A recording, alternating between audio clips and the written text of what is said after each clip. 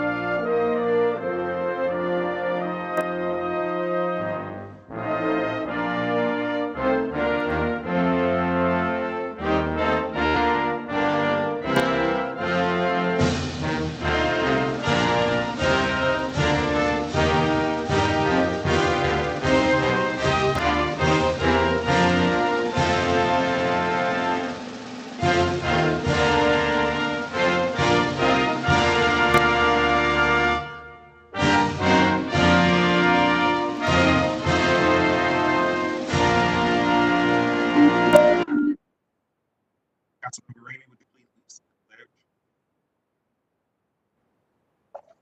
I pledge allegiance to the flag of the United States of America and to the republic for which it stands, one nation, under God, indivisible, with liberty and justice for all. This evening, council is appreciative to have our own Pastor Fred Lamar from Family Missionary Baptist Church to pray with council. Pastor. All right. Oh God, our God, who is our refuge and our strength and our very present help in these times of trouble. God, we come to you with thanksgiving for your grace and your mercy that is moved on behalf of the word of your prophet Micah 6:8, and that to do justice, love mercy, and walk humbly. God, we thank thee for these officials you have ordained in our city council. We thank thee, God, for the president and every member. We thank you, God, for these public servants that serve for the betterment of each and every community of our city. God, we ask for your favor and your guidance. That each and every opinion will be heard, and that every voice will be respectfully heard and valued. We petition your presence in these proceedings. This I ask in the name of Jesus. This I ask in the name of Jesus, and the affirmation of declaration, amen and amen. Amen. Thank you, Pastor, for being with us this evening. All right, thank you. Yes, sir. Clerk, please call the roll. Brown, Dorans, Faber, Remy, Tyson, President Harden. Can I get a motion to dispense with the reading of the journal? So moved. Second. Clerk, please call the roll. Brown, Dorans, Faber, Remy, Tyson, President Harden. Thank you. This week's communications received by the city clerk's office are listed on the agenda and will be published into the bulletin. Are there any other communications to be read into the record? Not at this time. Are there resolutions or updates from members of council, starting with President Pro Tem? None from me, Council President. Thank you. All right. Council member Mitch Brown.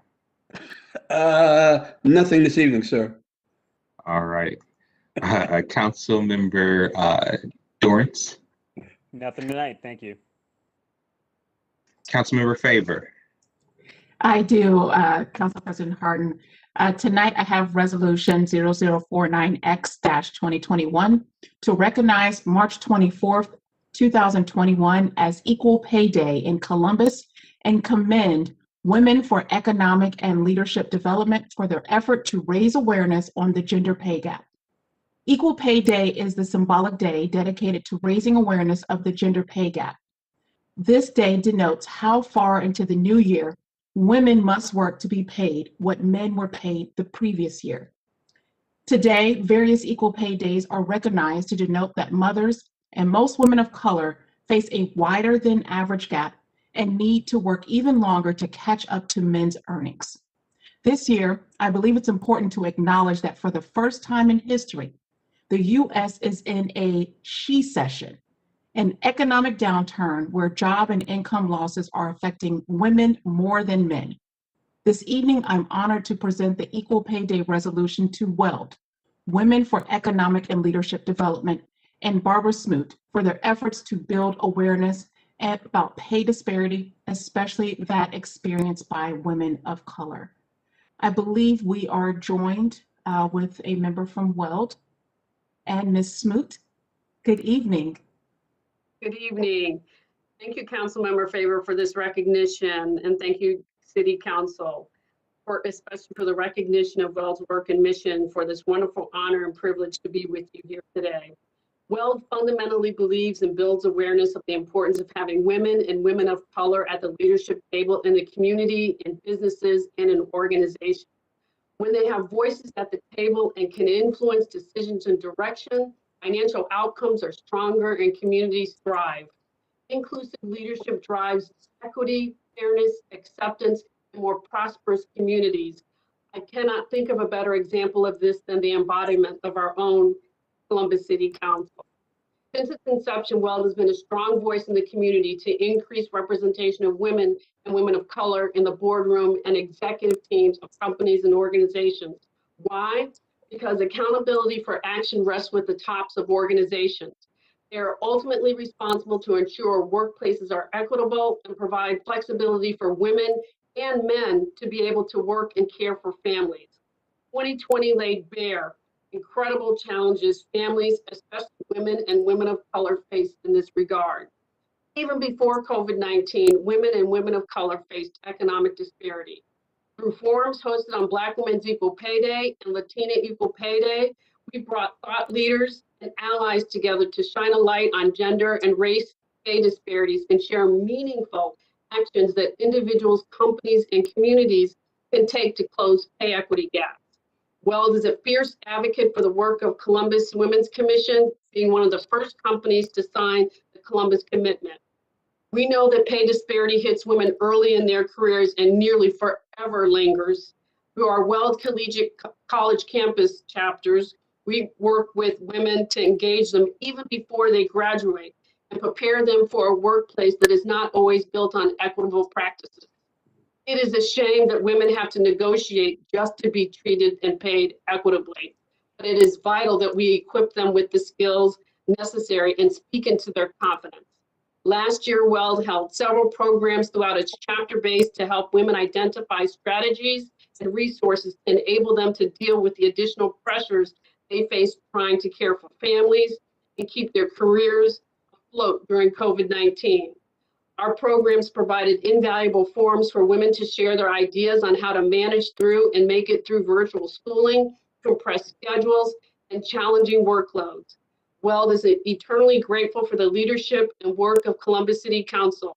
You build the pathways vital for WELD to achieve its mission. Thank you. Thank you so much, Ms. Smoot, for joining us this evening and for your continued leadership and advocacy in our community.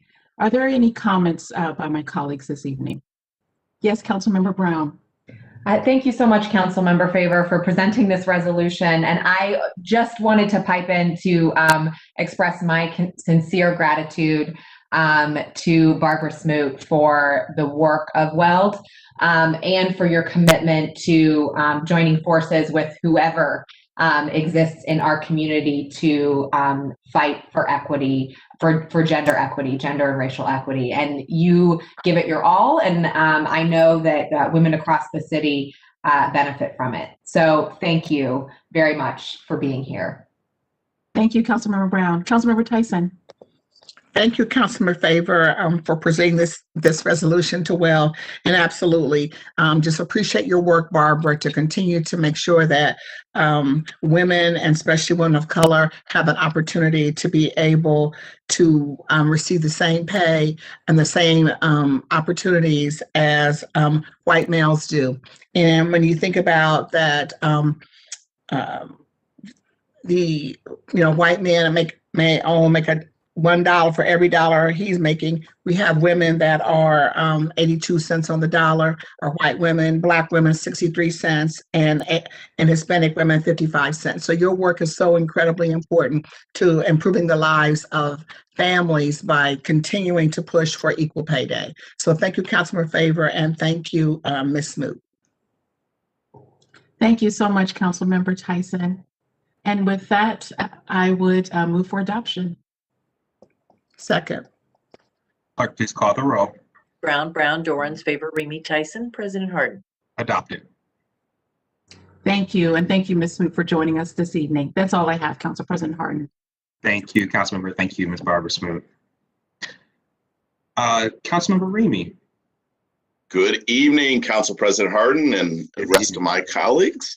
Tonight I have one resolution, it's 51X 2021, to recognize and celebrate National Mom and Pop Business Owners Day. Today is March 29th, 2021 in the city of Columbus, Ohio. National Mom and Pop Business Owners Day is an opportunity to celebrate the family-owned business that contribute to the heart, soul, and fabric of Columbus, Ohio. Every year, National Mom and Pop Business Owners Day occurs on the 29th of March, and after this past year of the COVID-19 pandemic, it is timely to highlight these important and special businesses. And as small and independently owned businesses, mom and pop shops, restaurants, hotels, and other businesses represent the building blocks of our local economy. They create jobs, reinvest in the community, and support local initiatives. In 2020, over 850 small, minority, and women-owned businesses received $8.3 million from the Columbus-Franklin County COVID-19 Small Business Response and Recovery Fund. The fund used CARES Act dollars to offer grants, low-interest loans, and technical assistance for small businesses in the greater Columbus area impacted by the COVID-19 pandemic. Columbus, Ohio is a welcoming city and prides itself in our inclusive vision and access to opportunities for individuals and families to start their own business, no matter where they come from or the language they speak. Mom and pop business owners build relationships with their customers and communities that cannot be measured. In order to honor the people behind many of the city's small businesses, Columbus City Council encourages everyone to visit a family-owned business in this community this week. Now, therefore, be it resolved by the Council of the City of Columbus that this council does hereby recognize and celebrate National Mom and Pop Business Owners Day on Monday, March 29, 2021 in Columbus, Ohio. This evening, I'm hopeful that we have Mr. Leon Lewis, the owner of Lincoln Cafe, located at 740 East Long Street, on the line. I've hosted one of my community hour meetings there at the Lincoln Cafe. Enjoy meeting there regularly for coffee and sweet treats whenever I'm able to visit. Certainly been there for a cocktail later in the evening. So hopefully he's been able to get on. Do we have Mr. Lewis available? I know we were having some issues. Mr. Lewis? Yes. There he is. Welcome. Welcome. How are you? Good. Thanks for coming by. Thanks, man. What's going on? Well, the floor is yours. You can. We just want you to share the good work that you do down in the King Lincoln, Bronzeville area, and the cafe that you and your family operate. Well, I tell you what. We love to serve the King Lincoln district and other parts of the city. We've been operating since June of 2012, and as most people know, we were Zanzibar Brews before we became King Lincoln, the Lincoln Cafe, and that was thanks to Eric Carmichael, Tony Hutchins, and McAuliffe Williams, Mac. It was something, we pretty much brought the tradition that Zanzibar Brews had brought, and we didn't deviate from it because for a while we were Zanzibar Brews still. But we we love to have served, and we love to serve the downtown area, King Lincoln District area, and other areas in close proximity. One thing about us, we do a lot of things over there. We sell coffee, we sell espressos, we sell sandwiches, we cater, we do a lot of events there. We've done events there where we actually have city council, members of city council come in and speak, and many members of past city council come in and speak to different events that we had over there. Being a, let's say, mom and pop store over in the King Lincoln District has been great because of the relationships that we have with the different customers. You find yourself having a tight niche deal there. And now, since we've had Equitas Health come into the building, we've been able to meet a lot of different people from a lot of different walks in the community. Lincoln Cafe also, we've specialized and we've done a lot of jazz events. Some that are stemming from the Lincoln Theater across the street, when we would have some of them come over, such as legends like Gene Walker, James Smooth Elliott, Kevin Turner, amongst many. We really want to keep the jazz tradition going over in the King Lincoln District and in Columbus, Ohio in itself. As I said, we appreciate what Columbus has given us. Even through the trying times of COVID, we still, even though we couldn't do much, people still would try to give what they could give to try to continue to keep us open during that bad times. Because of course, mom and pop stores are the ones that suffer the most during those times, or these times. But I tell you what, it's been beautiful over here, operating this restaurant, my family and I, and we just appreciate what the city of Columbus brings to the King Lincoln District and the Lincoln Cafe. You know, if anyone has any questions they would possibly want to ask me, I'll take them about the restaurant. Well, I know my colleagues and I are very familiar with your establishment, but I do want to encourage anyone out there that may be listening to patronize and join Mr. Lewis at 740 East Long at the Lincoln Cafe, or any of the other many small businesses. I know as a child, my parents moved me to the plains of Kansas from Ohio so that we could own a restaurant called Mom's Cafe. And we bought another restaurant while we were out there. And so growing up in the restaurant business and spent most of my life working around the kitchen and within, front of the house and the back of the house, I know the hard work and dedication it takes to make sure that people eat a good meal, but also employ many, many people, within the community, depending on the size of the business. And certainly we need these businesses in order to thrive. So we thank you for all that you've done. I'll turn the floor over to my colleagues if any of my colleagues have any questions or comments at this time. And I can't see anybody. Looks like no. All right, well then I move for adoption. Second. Clerk, please call the roll.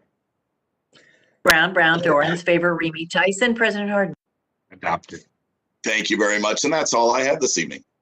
Thank you, Councilmember, for bringing attention to our mom and pops, small businesses out there. Very, very important. Councilmember Tyson. Thank you, President Harden. This evening I have one resolution. It's 50X-2021. And before I read the resolution, I just want to share really the importance of the Minority Health Office in our city. And the resolution I'm about to introduce is about the importance of promoting health equity and leveling the playing field for minorities and people of color. Whether we're talking about disparities that exist with infant mortality, maternal health, diabetes, heart disease, cancer, the spread of TB, maternal health, the spread of TB, and think about illnesses within the Somali community, the Hispanic community, or other communities, reducing HIV or prevent disease in young Black men and others. the COVID pandemic certainly has highlighted the importance of having a minority health office within the city of Columbus and the impact of the policy practices and decisions on minorities and people of color. Columbus has an Office of Minority Health that's focused on reducing health disparities and improving community health, not only during the month of April, but year-round. This is a policy decision that other cities need to emulate, and I will now read the resolution. It is to recognize the Minority Health Month in the city of Columbus and to encourage a year-round commitment to reducing healthcare inequities while promoting systemic efforts that work to improve the social determinants of health for all of us. Whereas Minority Health Month was first started more than 105 years ago when Booker T. Washington wrote a letter in April of 1915 arguing that health was the key to progress and equity in all other things, and that without health, long life, all else fails. And whereas Dr. Washington called on local health departments, schools, churches, businesses, professional associations, and the most influential organizations within the African American community to pull together and to unite one great national health movement. And whereas this observance has grown into a month-long initiative to advance health equity across the country on behalf of all racial and ethnic minorities, known as National Minority Health Month. Whereas health disparities have existed in America for more than 400 years. However, we are witnessing a coronavirus pandemic that is highlighting the long-running racial divide. Black patients are dying in larger than expected numbers and are disproportionately suffering due to long-standing unaddressed health disparities. And whereas African Americans experience high rates of homelessness, incarceration, reduced educational opportunity, life expectancy, adverse childhood experiences, health outcomes, and economic hardships as a result of this discriminatory practices, and redlining, limited access to food, increased rates of lead poisoning, access to clean water, infant mortality, and chronic diseases, which include asthma, diabetes, hypertension, and more. Whereas this council recognizes these disparities as a public health crisis that affect us all and deserves action on every level of a civil society. Moreover, this council applauds Columbus Public Health and the Office of Minority Health for steadfastly bringing these issues to our community's attention with a year-round focus on health awareness, disease prevention, and strategies to reduce health inequities in Columbus and the surrounding region. Whereas this council urges every sector of government to declare these disparities as a public health emergency and to immediately take steps to address and fund and support areas that strategically reduce the long-term impact of the social determinants of health for high-risk communities that includes reducing and eliminating preferential opportunities for some while subjecting the disadvantaged and people of color to hardships and disadvantages in every area of life. I now be it resolved that the Council of the City of Columbus, this council is hereby recognize Minority Health Month in the City of Columbus and encourages a year-round commitment to reducing the healthcare inequities while promoting systemic efforts that work to improve the social determinants of health for all of us. And I now move for adoption. Second. Clerk, please call the roll. Brown, Dorans, favor, Remy Tyson, President Hart. Adopted. Thank you. I'm now going to ask Edward Johnson from Columbus Public Health to make a few comments and also mention an event that will be happening in our community for Minority Health Month. And I also want to recognize Ryan Johnson from Columbus Public Health and his team for focusing on minority health each and every day. Mr. Johnson, the floor is yours. Thank you, Chair Tyson. On behalf of our Health Commissioner, Dr. Mashika Roberts, and all of my colleagues in the Office of Minority Health and the Center for Public Health Innovation, thank you for this resolution today. I do want to call out, as you mentioned, Ryan Johnson, but also Brandon Chapman, Lily Morales, Hebo Noor, and Regina Bronson, who have been really the tip of the spear as we have been trying to address the needs of our minority communities throughout Columbus. Traditionally, in their day jobs and throughout this pandemic. We know that as we've stood up this Center for Public Health Innovation, we've had to lean on our Office of Minority Health to reduce the health inequities and raise life expectancy and quality of life, knowing that life expectancy for all Columbus residents, all Ohioans, and all Americans has fallen throughout this pandemic. So we know we have a lot of hard work ahead of us. We are doing this, we hope, through our 4 core competencies as we move forward to monitor and report on the health status of minority populations, to inform, educate, and empower these communities to take control of their health, to mobilize these partnerships, and then to develop policies and plans to support those efforts. So April being Minority Health Month, we have a 30-day campaign of numerous activities that kick off on April 1st. There will be a Zoom event with a number of panelists, healthcare professionals, and community advocates.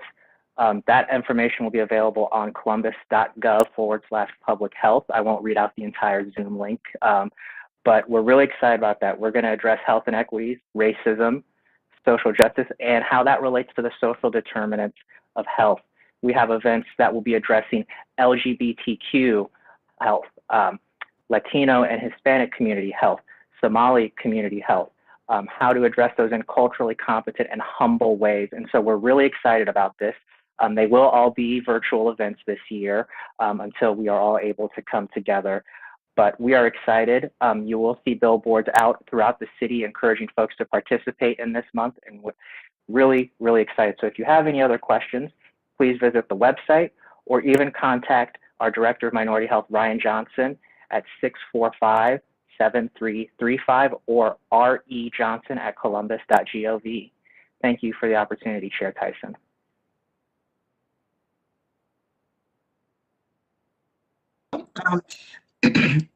Excuse me. March is designated as Women's History Month, a time to recognize the contributions of women to American history. And today I want to salute Amina Brenda Lynn Robinson. Amina was born in 1940 and raised in Columbus, Ohio, within the close-knit community of Poindexter Village, one of the country's first fairly funded metropolitan housing developments. Ms. Robinson received her formal training at the Columbus Art School, now known as the Columbus College of Art and Design. She continued to live and work in Columbus. She attended the Columbus Art School from 1957 to 1960. Then she studied art history and philosophy at The Ohio State University from 1960 to 1963. She also studied at Franklin University and Columbus Bliss College. Amina, in addition to working as an artist from her home studio, she worked for the Columbus Public Library for 19 years. And then she also ran children's programs for the City of Columbus Recreation and Parks Department. She was christened Amina, derived from Amina, mother of the Islamic Prophet Muhammad, by an Egyptian cleric during a visit to Africa in 1979. She changed her name legally to include the forename in 1980. During her life, her work was has been shown at the Columbus Museum of Art, the Tacoma Art Museum, and the Brooklyn Museum. Amina Brenda Lynn Robinson Legacy Project, hosted by the Columbus Museum of Art, seeks to preserve and present the work of the Columbus native, the 2004 MacArthur Award recipient, who also left her estate to the museum. Her distinct body of work resonates with broad audiences, celebrates cultural identities of African Americans, and confirms human commonalities among all people. Her work articulates childhood memories, the struggles and triumphs she knew as a single mother and a Black female artist, her personal accounts of growing up in Columbus Poindexter Village, her travels to Africa, Europe, and the Middle East. Her ABLR Legacy Project includes a variety of programs and efforts, including the documentation, preservation, and presentation of her work for current and future generations. The renovation of her home and studio as a base for Amina Robinson residency for Black artists, the publication of Amina's World, a children's book, and a Columbus Museum of Art exhibition with a company catalog of the same name, Ragging On, the art of Amina Brenda Lynn Robinson, home and journals, and more. And that exhibition is right now at the Columbus Museum of Art. Amina received the Ohio Governor's Award for Visual Arts in 1984, and Amina indicated that by the time she reached 9 years old, she was deep into transforming and recording the culture of my people in the works of art. The magnitude of research and study of African Americans is what I just dedicated my life to. My works are the missing pages of American history. And again, you recognize Amina Robinson, Brenda Lynn Robinson. The other couple quick announcements is that on primary one, again, our special open enrollment announcement. And again, for if you are underinsured or uninsured, again, in response to the COVID-19 emergency, primary one will be conducting a special open enrollment February the 15th of 2021. And it was May of 2021. But last week when the president was here, he announced he's expanded that out to August the 15th of 2021. If you're interested in getting this insurance, please contact Primary One at 614-620-8088. And again, if you have not received your vaccine, new registrations are open generally every Friday. I saw some are even open today. I think that we are now getting close to 14,000 vaccines for our area each week, which is wonderful. And President Harden, that's all I have right now for my announcements and resolution. Thank you so much. Thank you, Councilmember Tyson. Tonight I have one resolution and two announcements. I have resolution 0048X-2021 is to express support for the expansion of passenger rail services in Ohio and extension of new passenger rail services via Columbus, and to encourage congressional action to authorize and appropriate funds for the expansion. Columbus is the largest city in the country with no intercity rail connections. Columbus, the Mid-Ohio Regional Planning Commission, or MORPC, and other public and private partners have been engaged in evaluation and planning efforts for potential new intercity passenger rail and Hyperloop connections to Chicago, Lima, and Pittsburgh, Pennsylvania. Columbus had passenger rail service to Chicago and Pittsburgh until 1979, when service was terminated. And the restoration of the Chicago-Columbus-Pittsburgh passenger rail route will connect over 15 million residents. And furthermore, the restoration of passenger rail service via Columbus to Dayton, to Cincinnati, and Cleveland will directly connect Ohio's four largest metropolitan areas with over 7 million residents. MORPC's 2050 Metropolitan Transportation Plan calls for the establishment of new intercity connections via Columbus as a regional transportation priority for sustainability, equity, and community access. There are three speakers on this resolution this evening, but first I'd like to recognize our partner over at MORPC, Thea Walsh-Ewing, who is the Director of Transportation and Infrastructure Development. Ms. Thea, are you with us? Yes, I am, Council President Harden. Welcome to Council. The floor is yours. Well, thank you, Council President Harden and members of Council this evening for your time. I would like the opportunity to testify in support of the resolution encouraging the expansion of passenger rail services in Columbus and throughout Ohio. As you mentioned, my name is Thea Ewing, and I am the Director of Transportation and Infrastructure Development at the Mid-Ohio Regional Planning Commission, or MORPC. I'm also joined this evening by MORPC Executive Director, William Murdoch. One of our chief public policy goals is to achieve an advanced, inclusive, and exceptional transportation system that connects Central Ohio's people and products to the world. With Columbus region slated to reach 3 million people by the year 2050, this city has become a long way over the past several decades. Cities like Columbus are in constant state of evolution, and you know that all too well. And we are the opportunity city. So we aren't afraid to lean in on ambitious programs like smart cities, transformative transportation technologies like Hyperloop, and attracting 60,000 new jobs by the year 2030. We also address challenges like infant mortality, affordable housing, and working to make our community a safer place for all of our residents to live and work and play. So today we are talking about bringing back something that our city has deeply missed, and that is passenger rail. For over 130 years, the city of Columbus had intercity rail service until the fall of 1979. almost as since I've been born. That's so crazy that it hasn't been around that long. That Amtrak is considering expansion in Ohio is very welcome news to at least many of the citizens I communicate with at MORPC. Ohio is the most populous state without any ongoing passenger rail development or operating program. And Columbus is the second largest city in the nation without intercity public transit and the largest city in the nation without rail service as we know it today.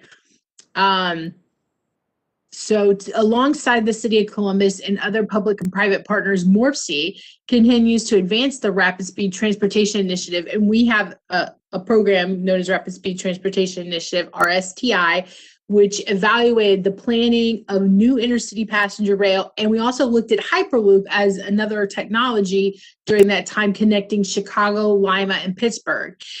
We did that study in 2019, and we found that there's over 1 million new jobs and more than 3 million additional people that are expected to live along the corridor between Chicago and Pittsburgh via Columbus. We also want to mention that we strongly do support the Cleveland, Columbus, Dayton corridor that Amtrak already has in their plan, or which was previously known as 3C corridor. So what we're bringing forward is that we would like to both support the existing corridor that they were planning, plus the corridor we've been studying, which would be 2 nodes coming together in Columbus on rail via Amtrak. Our 2050 Metropolitan Transportation Plan also calls for sustainable, equitable, accessible transportation policies serving the most people possible in a goal of publicly funded transportation projects and affordable transportation options such as passenger rail, which would be financially accessible to lower income families. Passenger rail service would benefit people unable to drive or fly, such as older adults or people with disabilities and students. Passenger rail would provide a safe, reliable, predictable option for affordable travel that offers more frequent departure times. And that is one of the things that Amtrak has been focusing on is more times. MORPC applauds the City of Columbus for their leadership in the inclusion of funding for new and restored passenger rail service in Amtrak's new corridor development program. And we are ready to share our support and advocate as needed for Amtrak passenger rail service connectivity on these 2 important corridors that we would love to see come together here in Central Ohio. We look forward to continuing our important work together with you and your team. And thank you for the opportunity to testify in support of the resolution. I'm happy to answer any questions that you may have. One other note I just want to make is that we do thank you also for your support of our study that we did in 2019. I believe about $250,000 of that study funds actually did come from the City of Columbus. So thank you. We appreciate being a good partner with you and all the work that our partners at MORPC are doing with us. Thank you, Thea. We have our next individual who has signed up to speak is Stu Nicholson, who's Executive Director of the Advocacy Group All Aboard Ohio. Is Mr. Nicholson with us? Yes, I'm here. Welcome to Council. Thank you, sir. I want to thank Council President Hardin and members of the council, and it's also good to see my longtime friend Thea, who I got to know when I was working for the Ohio Rail Development Commission. My name is Stu Nicholson, and I am the Executive Director of All Aboard Ohio. We are Ohio's only statewide passenger rail and transit advocacy organization. We've been, to put it mildly, very busy lately. When the word first came down from Amtrak that they were considering a plan that would expand service in 5 routes that affect Ohio, including and I'm getting used to saying this now, the 3C and D corridor. We were pleasantly surprised by this. I have been a longtime advocate, and Amtrak has never had a history of being proactive when it comes to providing more and better service. Clearly, that's about to change. pending the approval of Congress, of course, and that's why we're so happy that Columbus is joining cities like Cleveland, Cincinnati, recently Dayton. We're looking at support from Toledo as well, hopefully this week, in supporting this resolution to tell Congress that this is something we want to see. I mean, even before the formal bill has been introduced, we felt it was important to get out in front of this, and we appreciate the efforts of the Columbus City Council in doing this. One of the things that I wanted to just talk briefly about was that, you know, we're looking at 5 routes, including the 3 C and D. We know that Amtrak has also looked favorably upon Chicago, Fort Wayne, Lima, Columbus to Pittsburgh.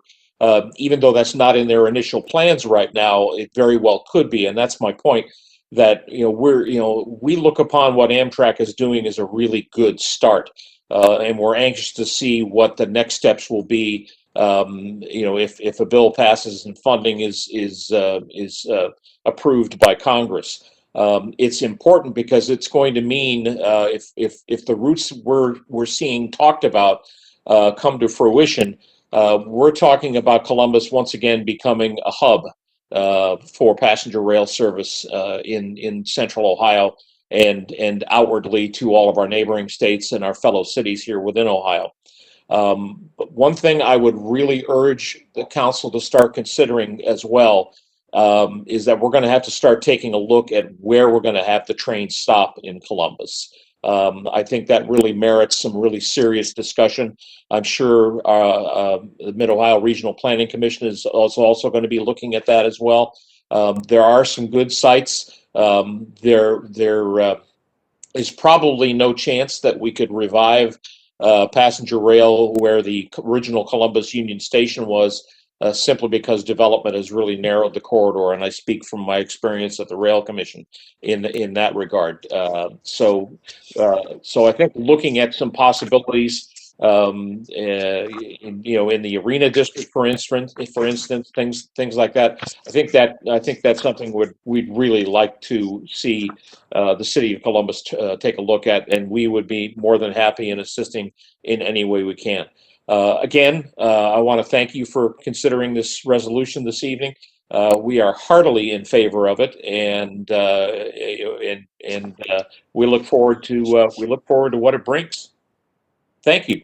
Thank you so much, Mr. Nicholson, for your advocacy, for your years and years of advocacy on this issue. It's exciting to be at this step. Our last speaker is who signed up is Mr. Josh Lapp from Transit Columbus. Is Josh with us?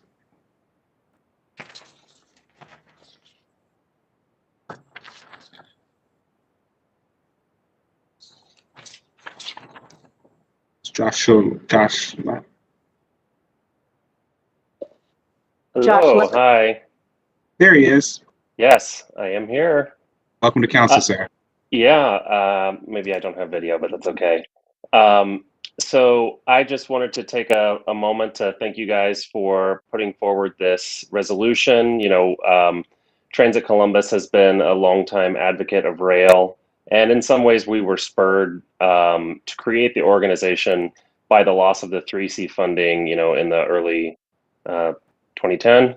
And as the city works to improve, climate and people-friendly transportation, like the Link Us system that is being studied right now and other bike facilities, it's really important that we have another climate and people-friendly form of transportation to connect to cities outside of Columbus. And so, we're really excited to see Amtrak studying this and proposing this, and hopefully we see that action at the federal level, and really thank council for getting in front of this and putting our stake in the ground and saying we do want to see this happen in Columbus. So thanks again, and we'll look forward to seeing more of this develop in the future. Thank you, Josh, and thank you for all you guys do at Transit Columbus. We could have a whole public hearing on rail and transit and what it means for Ohio. So I know we had a lot of interest in this resolution, but did any of my colleagues have any questions or comments about this resolution? Seeing none, may I have a motion for adoption? I move for adoption, I'm sorry. Second. Clerk, please call the roll. Brown, Dorans, favor, Remy Tyson, President Harden. Thank you. Resolution is adopted. Two quick notes. Tomorrow at 5 p.m., Council will hold a reimagining public safety hearing. Almost 4,000 residents responded to Council's survey and hundreds more provided feedback across half a dozen town halls.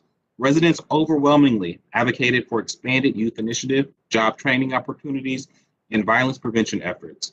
Community organizations will have the opportunity to share proposals to engage youth over this coming summer. You can view this hearing on CTV, the city's YouTube page, or Council's Facebook page. My final announcement tonight is to quickly go over our local COVID numbers. And Councilmember Tyson hit on this a little earlier. As of this afternoon, Columbus Public Health has administered almost 80,000 doses of the vaccine. That amounts to almost 50,000 first doses and nearly 30,000 second doses in our community. Across all providers in Franklin County, more than 340,000 doses have been administered so far. That means that almost 26% of our residents in Franklin County have received at least one vaccine, and almost 15% of residents have been fully vaccinated. Just want to, again, as Councilmember Tyson said, encourage folks. We are open now for 16 and up. When you can either use our site, the Columbus Public Health, Franklin County Public Health, the state government, state of Ohio website, but we just encourage you to get your vaccine. With that, are there any comments by our other elected officials? I think I saw Judge Barrows on. Thank you, Council President Harden. I do not have any comments at this time. Oh, that's great. Thank you for being with us. Auditor Kilgore, it's Deb from Treasurer's Office. All right. Are there any requests by members of council for the removal of an ordinance or resolution from tonight's agenda? Seeing none, we now have a motion to waive reading of the titles of 30-day legislation. So moved. Is that seconded? I think Councilmember Mitch Brown is seconding. Second. Clerk, please call the roll. Brown, Dorans, favor, Remy Tyson, President Harden. Thank you. Will the clerk now read into the record the ordinance numbers of 30-day legislation on tonight's agenda? Finance Committee, Ordinance 672-2021. Public Safety Committee, Ordinance 700-2021. Public Utilities Committee, Ordinances 292, 294, 363, 425, 673, 678, and 707-2021. Technology Committee, Ordinance 668-2021. Public Service and Transportation Committee, Ordinance 718-2021. Economic Development Committee, Ordinances 711, 750-2021. Small and Minority Business Committee, Resolution 46X-2021. Zoning Committee, Ordinances 740, 741, 744, 745, and 754-2021.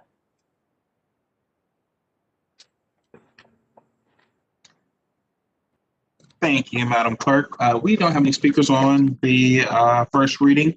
The following ordinances appear on our agenda as consent actions. Will the clerk now read those ordinances into the record? Finance Committee, Ordinances 624 and 710-2021. Recreation and Parks Committee, Ordinances 595, 616, 636, and 637-2021. Public Safety Committee, Ordinance 709-2021. Public Utilities Committee, Ordinances 466, 574, 604, 605, 607, 619-2021. Technology Committee, Ordinance 653-2021. Public Service and Transportation Committee, Resolution 42X-2021, and Ordinances 275, 691, and 695-2021. Housing Committee, Ordinance 736-2021. Criminal Justice and Judiciary Committee, Ordinances 606 and 689-2021. Economic Development Committee, Ordinances 600, 670, 690, 729-2021. Environment Committee, Ordinance 488-2021. Administration Committee, Ordinances 499, 578, 579, 580-2021. Health and Human Services Committee, ordinance 712-2021. Small and Minority Business Committee, ordinance 734-2021. And appointments numbered A0072 and A0073-2021.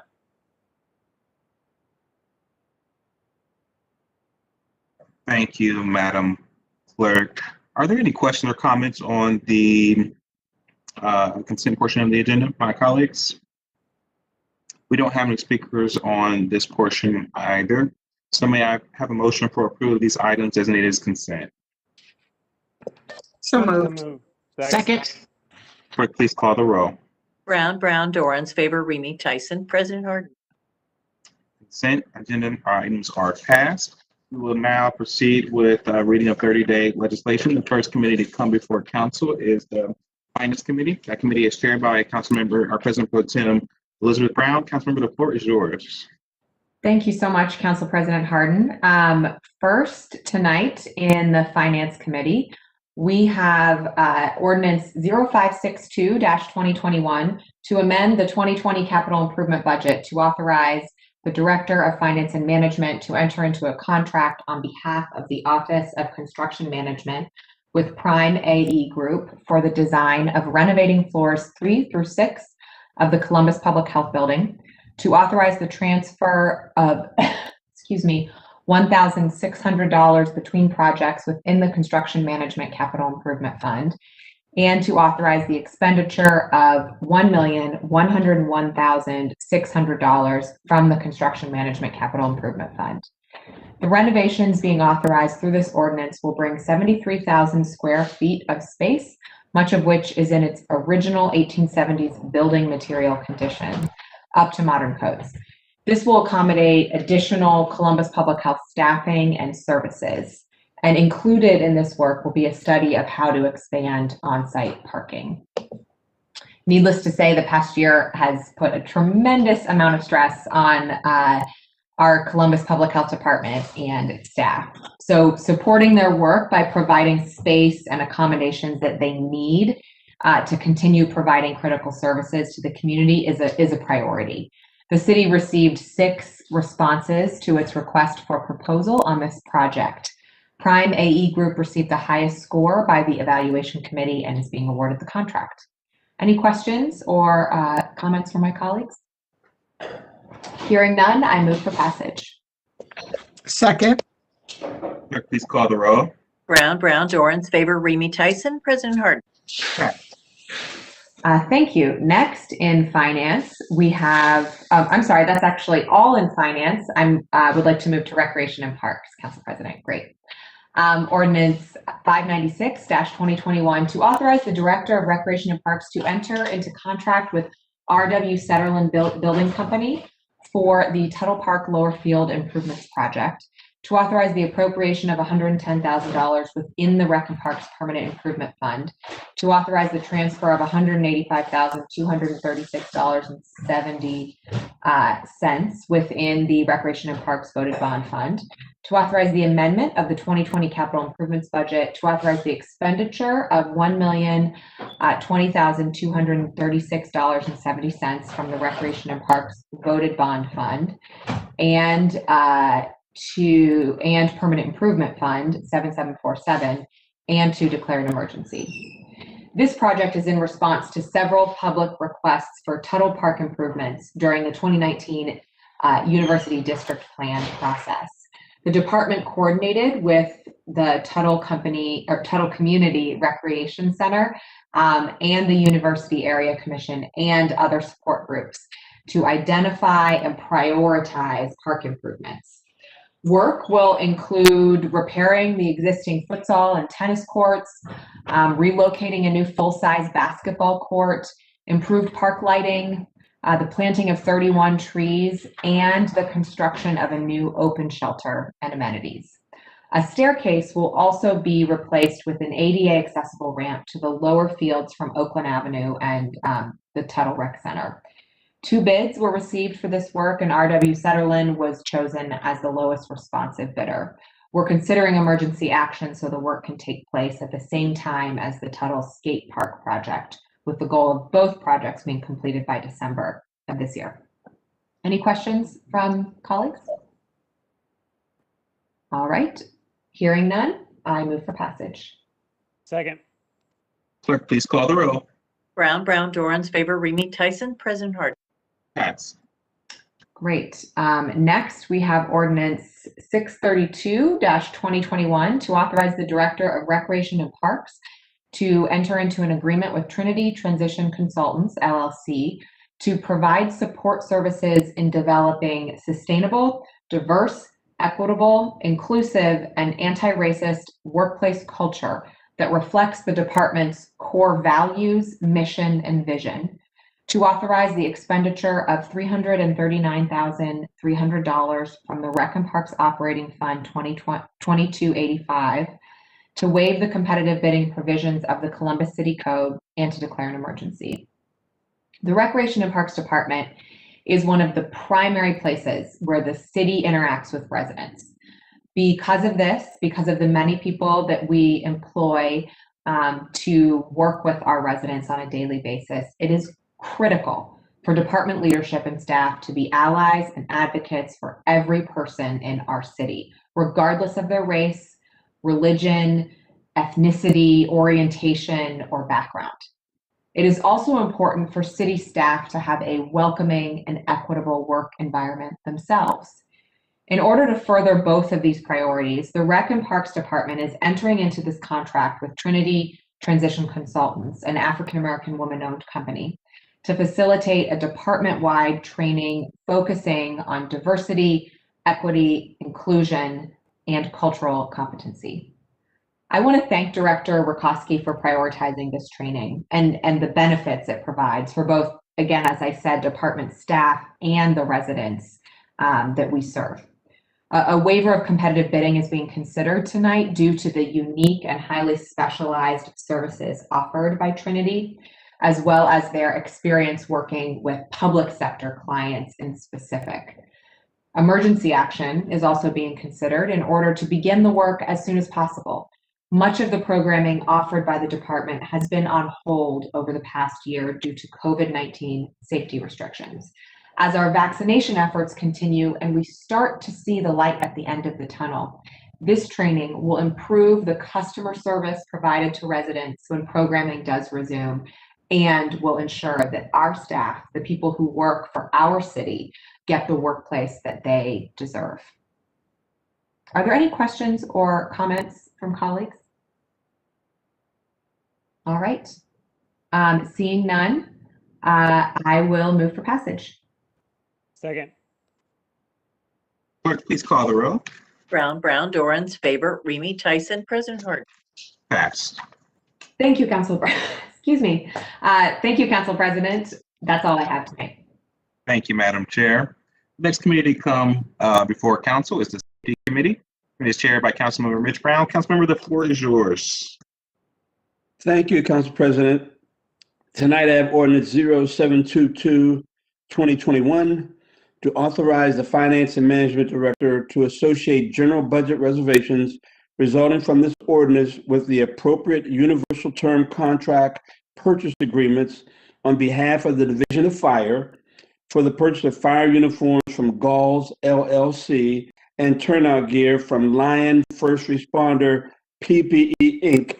to authorize and direct the city auditor to transfer $296,000 within the Division of Fire's general fund budget from the transfer line item to materials and supplies to authorize the expenditure of $1,050,000 from the general fund and to declare an emergency. This evening, I have Deputy Director Stone here to speak to the need of this uniform purchase and the importance of specialized turnout gear for our firefighters. Deputy Director Stone, the floor is yours, sir. Council President Harden, Pro Tem Brown, Chair Brown, and council members. Columbus Division of Fire primarily provides fire suppression, rescue, emergency medical services, and patient transport for the residents of Columbus. Last year, the Division of Fire responded to over 159,000 calls for service. The fire uniforms consist of such items as pants, shirts, jackets, and boots. The turnout gear is used by firefighters as protective outerwear in firefighting situations. The fire uniforms and the turnout gear are very critical for firefighters in accomplishing their mission and guiding value of preservation of life and property. Thank you. Director Stone, one comment, please. I know my council colleague, Rob Dorrance, is very interested in making sure that there is proper identification on turnout gear. Would you speak to that a bit, sir?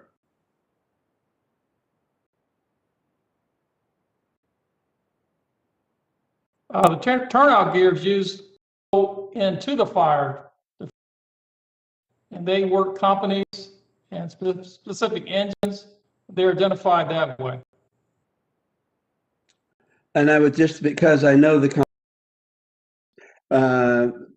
clarification point is that on the turnout gear coats, the name of the firefighter is very, very prominent to recognize him or her in the eventuality that there's a need for rescue. I'm answering the questions, asking the question on behalf of Councilmember Dorrance because I know he has an interest in that regard. So if there are no additional questions, I move for passage. Second. Clerk, please call the roll. Brown, Dorans, favor, Remy, Tyson, President Harden. Passed. That's all I have, sir. You're very impressive. You can ask and answer a question. I mean, you do it all. Gotta be ambidextrous in city council. Yes, sir. Thank you, Mr. Chair. The next committee to come before council is the Public Utilities Committee. Committee is chaired by that Councilmember Rob Dorrance. Thank you, Council President. I appreciate my good friend, Councilmember Rich Brown, being able to read my mind. So it's always good to hear. Tonight in Public Utilities Committee, I have ordinance number 0613-2021 to authorize the Director of Public Utilities to renew an existing agreement with DLZ Ohio Inc. for the Lower Olentangy Tunnel Phase 1 and 2 to transfer within and up to $479,602.00 and to expend up to $1,979,602 from the Sanitary Sewer General Obligation Bond Fund and to amend the 2020 capital improvements budget for the Division of Sewers and Drainage. This Lower Olentangy Tunnel is one of the largest capital projects in the city's history, and when it's completed, will mitigate sewer overflows into the Olentangy River. This renewal will fund engineering services during the construction of this tunnel. Do any of my colleagues have any questions or comments? Seeing none and being unable to read minds, I will move for passage. Second. Clerk, please call the roll. Clearly not as talented as Brown, Dorans, favor, Remy, Tyson, President Harden. Passed. Thank you. Next, I have ordinance number 0625-2021 to authorize the Director of Public Utilities to modify an existing engineering agreement with Corda Neiman Engineering, Inc. for the Blueprint Hilltop 4 Highland Harris Integrated Solutions Project to approve the expenditure of up to $1,198,723.97 and the funds from the Sanitary Sewer General Obligation Bond Fund and to authorize an amendment to the 2020 capital improvement budget. This project is being completed as part of the city's Blueprint Columbus program in the Hilltop. It will construct green infrastructure throughout the community, which will provide higher water quality by treating the surface runoff before it is discharged into a waterway. The project will rehabilitate existing infrastructure and install or redirect new roof downspouts to reduce infiltration into the sanitary sewer system, which will result in fewer basement floodings, reduce sanitary sewer flows, and decrease sanitary sewer overflows in the project area. Do any of my colleagues have any questions or comments? Seeing none, I move for passage. Second. Clerk, please call the roll. Brown, Dorans, favor, Remy, Tyson, President Harden. Pass. Thank you. Next, I have ordinance number 0646-2021 to authorize the Director of Public Utilities to enter a construction contract with municipal and contractor Sealing Products for the Center Large Diameter Rehabilitation Project to authorize the appropriation and transfer of $4,475,410.56 from the Sanitary Sewer Reserve Fund to the Ohio Water Development Loan Fund, to authorize the appropriation and expenditure of $4,475,410.56 from the Ohio Water Development Loan Fund to authorize an expenditure of up to $2,000 for prevailing wage services, the Department of Public Services within the Sanitary General Obligation Voted Bond Fund, and to amend the 2020 capital improvement budget. This project will rehabilitate 6,500 feet of existing large sewers in downtown Columbus to reduce infiltration into the city's sanitary sewer system, which will help decrease sewer overflows into basements and waterways. Do any of my colleagues have any questions or comments? Seeing none, I move for passage. Second. Clerk, please call the roll. Brown, Dorans, favor, Remy Tyson, President Hart.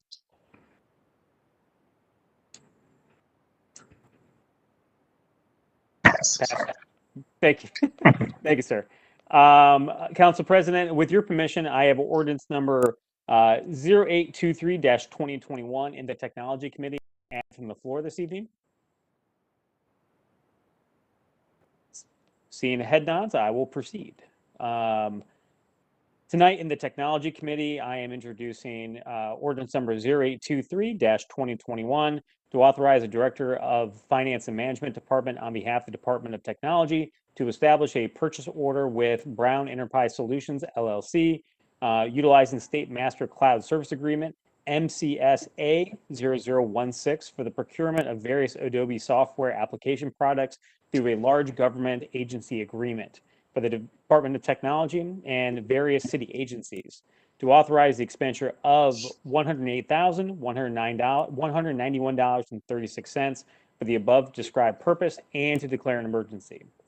Adobe is the best known for its Photoshop image editing software, Adobe Reader and Acrobat, the PDF and Acrobat Creative Suites, as well as its successor, Adobe Creative Cloud. Adobe software is used by city departments to improve efficiency and enhance communications, including, but not limited to, building and zoning services, health, public service, and public utilities. Emergency action is being requested to initiate service from the contractors to avoid any delays in services provided. Here tonight we have Director Orth. I want to invite him to make some comments on this legislation. Director Orth?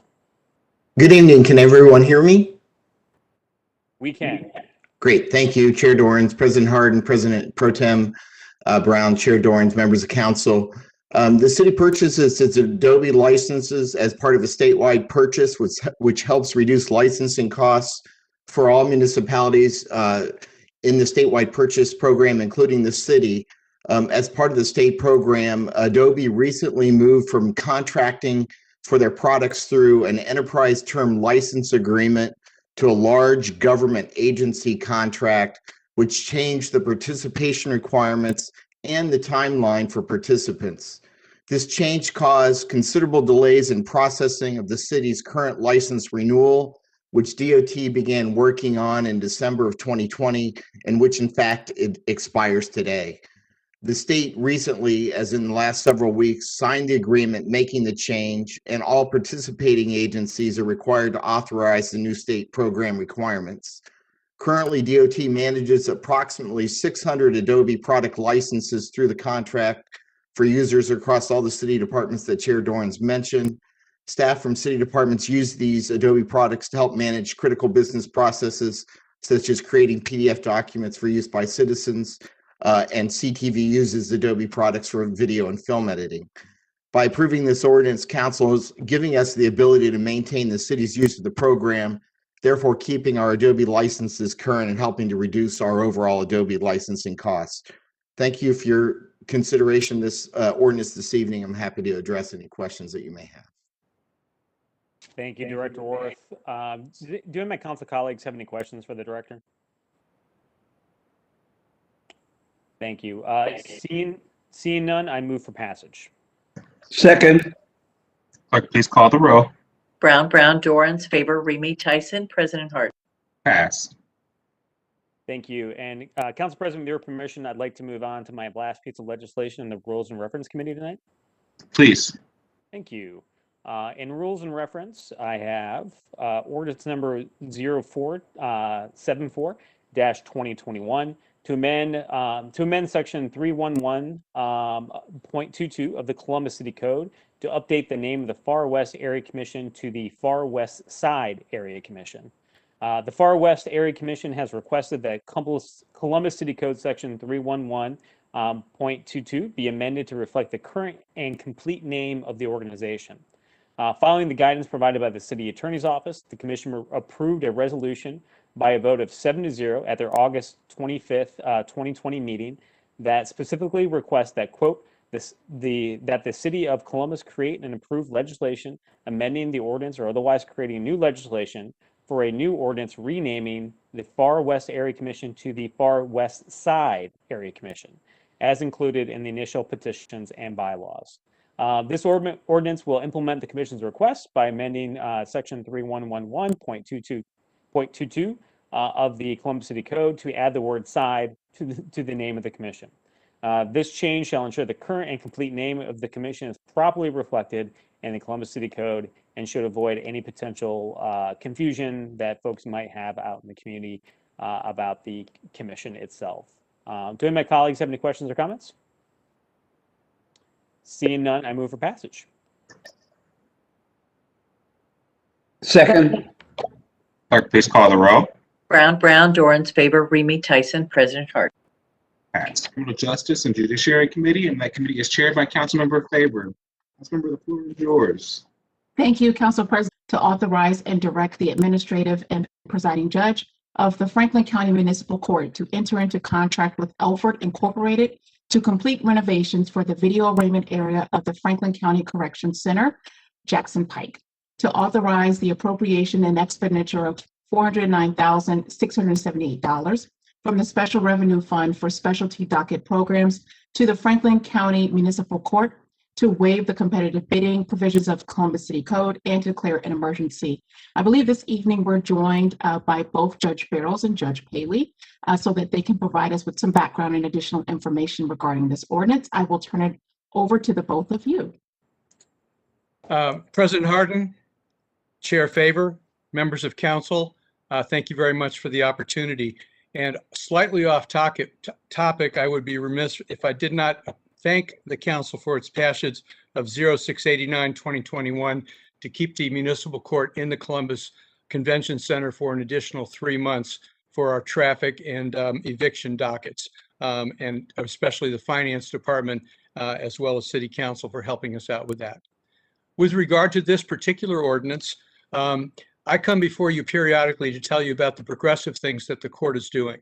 This represents something that was less progressive by the court for years and years, is our lack of use of available technology. And we're finally in the 21st century moving into some 20th century technology. And the pandemic, you know, I'm a glass half full kind of guy. The pandemic has forced us to do things that we probably should have done years ago. And with the help of CARES Act money in the first instance, one of the things that we first did was to set up video arraignments. This kept us from transporting anywhere from 80 to 140 prisoners from the jail and from Jackson Pike to the municipal court each day and back, saving some transportation costs for the sheriff and saving the potential exposure of people at both ends of that equation to the COVID pandemic. We did this as quickly as we could, and the Court of Common Pleas was doing it at the same time for their arraignments. And so we worked out an agreement to share the video facilities that the Court of Common Pleas had established both in the arraignment court and in Jackson Pike. The Court of Common Pleas does its arraignments on Monday, Wednesday, and Friday in the afternoons. The equipment is used before their arraignment session so that public defenders can interview their clients before the arraignments. This left us with the availability of the same equipment on Tuesday, Thursday, and Saturday. And those of you who have some familiarity with the courts know that we always used to do arraignments 6 days a week. But in order to share those facilities with the Common Pleas Court, we cut our arraignment sessions down to 3 days a week. The immediate negative effect is that those people who are not able to post their bond with the traditional bail schedule are kept in jail for an additional 24 hours before they get to see a judge and have their bond reviewed and the possibility of it being changed, reduced, or being released on their own recognizance. And that's a cost that is not set well with us. Since that began, we have been searching for a solution, and the solution that we've come across is to equip a different room at Jackson Pike with video equipment that will be dedicated solely to the Franklin County Municipal Court, so that we can go back to doing arraignments 6 days a week. Now, there's a cost to the city of, I think it's upwards of $90 plus a night to keep somebody in jail. So for every person who is not going to arraignment on Monday, Wednesday, or Friday, it's costing the city of Columbus an additional $90-something a night to keep them there before they see a judge, where they might very well be released. So this is a benefit to the city, and it's a benefit to us because the size of those arraignment dockets, as you can imagine, are doubled what they were before. So the fact that the technology has worked in our advantage has also caused us this intermediate disadvantage. The purpose of this resolution is to transfer funds so that we can engage with Elford to re-outfit the jail that it's gone through several months of planning with all the stakeholders. They can re-outfit that room so that it will be satisfactory for the public defenders, for the sheriff, and for the court to conduct video arraignments 6 days a week. The funding is kind of interesting. This is coming out of funds that are dedicated to our specialized docket, but the Franklin County, which owns and controls the jail, will eventually refund that money to us through their process. It's just that Elford is a contractor that's on list with the city, and so we can get that done quicker by working it through this way. So it's not a net loss to the court. The county's paying for it in the long run, and we need this to facilitate it and get it done more quickly. Council Chair Favor, I had my thing running for 3 minutes, and I think I got in under that. Thank you very much for sponsoring this legislation. Absolutely. Thank you, Judge Barrows. Judge Paley, did you have any additional remarks you wanted to make? As the Chair of Finance and the Courthouse Renovation Committee, I would like to thank City Council for all their help during this pandemic. It's obviously been challenging for us, but what's more important is that we are making sure that all the citizens of Columbus are being able to seek justice in the way that we want them to, which means we don't want to hold anybody longer than we have to, especially at a pretrial stage when all of our judges believe you're innocent until proven guilty. So to hold people prior to a trial stage is something that we don't want to do. So we're very happy that you've been so helpful in helping us establish to extend our arraignments to 6 days, because it's critically important.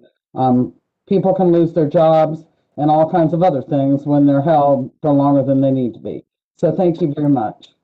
Absolutely. Thank you, Judge Paley. Are there any questions or comments by my colleagues?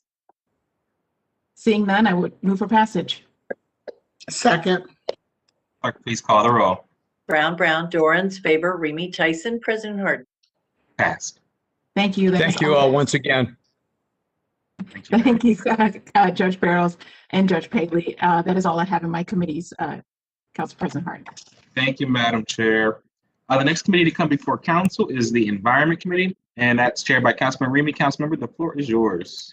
Thank you very much, Council President Harden. I am pleased to introduce 788-2021 to authorize the Director of the Department of Public Service to enter into grant agreements with various social service agencies in support of the Cleaner Columbus Employment Program, to authorize an appropriation and an expenditure within the Job Growth Subfund, and to declare an emergency.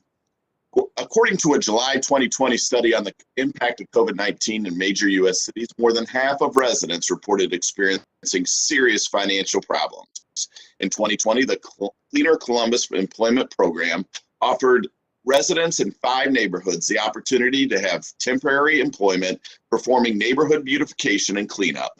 The funding provided temporary assistance due to financial hardship experienced because of the COVID-19 pandemic. In the 3-week initiative, it was a resounding success. Residents collected 5,789 bags of litter and debris for a total weight of 173,670 pounds.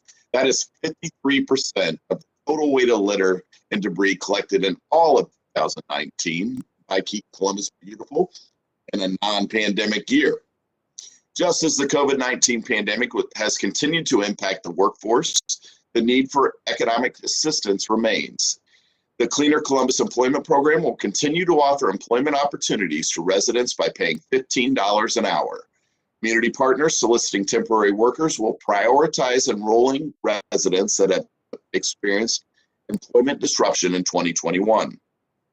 The Cleaner Columbus Employment Program will host 3 different cohorts this year. An emergency action is requested in order to avoid any delay in providing the resources necessary to initiate the 2021 Cleaner Columbus Employment Program for those who are experiencing financial hardship due to the COVID-19 pandemic. As you know, as anybody that drives down the streets of the city of Columbus and through the freeways around the city, there is a distinct need this time of year, especially for litter pickup and litter mitigation. And so it is exciting to kick off this first part of the Cleaner Columbus initiative with our partners. This time around will be Columbus Next Gen, Columbus Development for All People, St. Stephen's House, Franklinton Board of Trade, and Us Together. During the initial launch of Cleaner Columbus Partners, one of our partners who really knocked it out of the park was the Franklinton Board of Trade.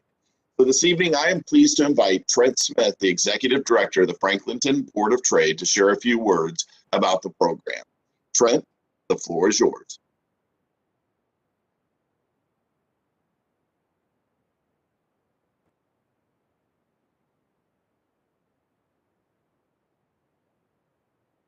Miss Angie, can you unmute him?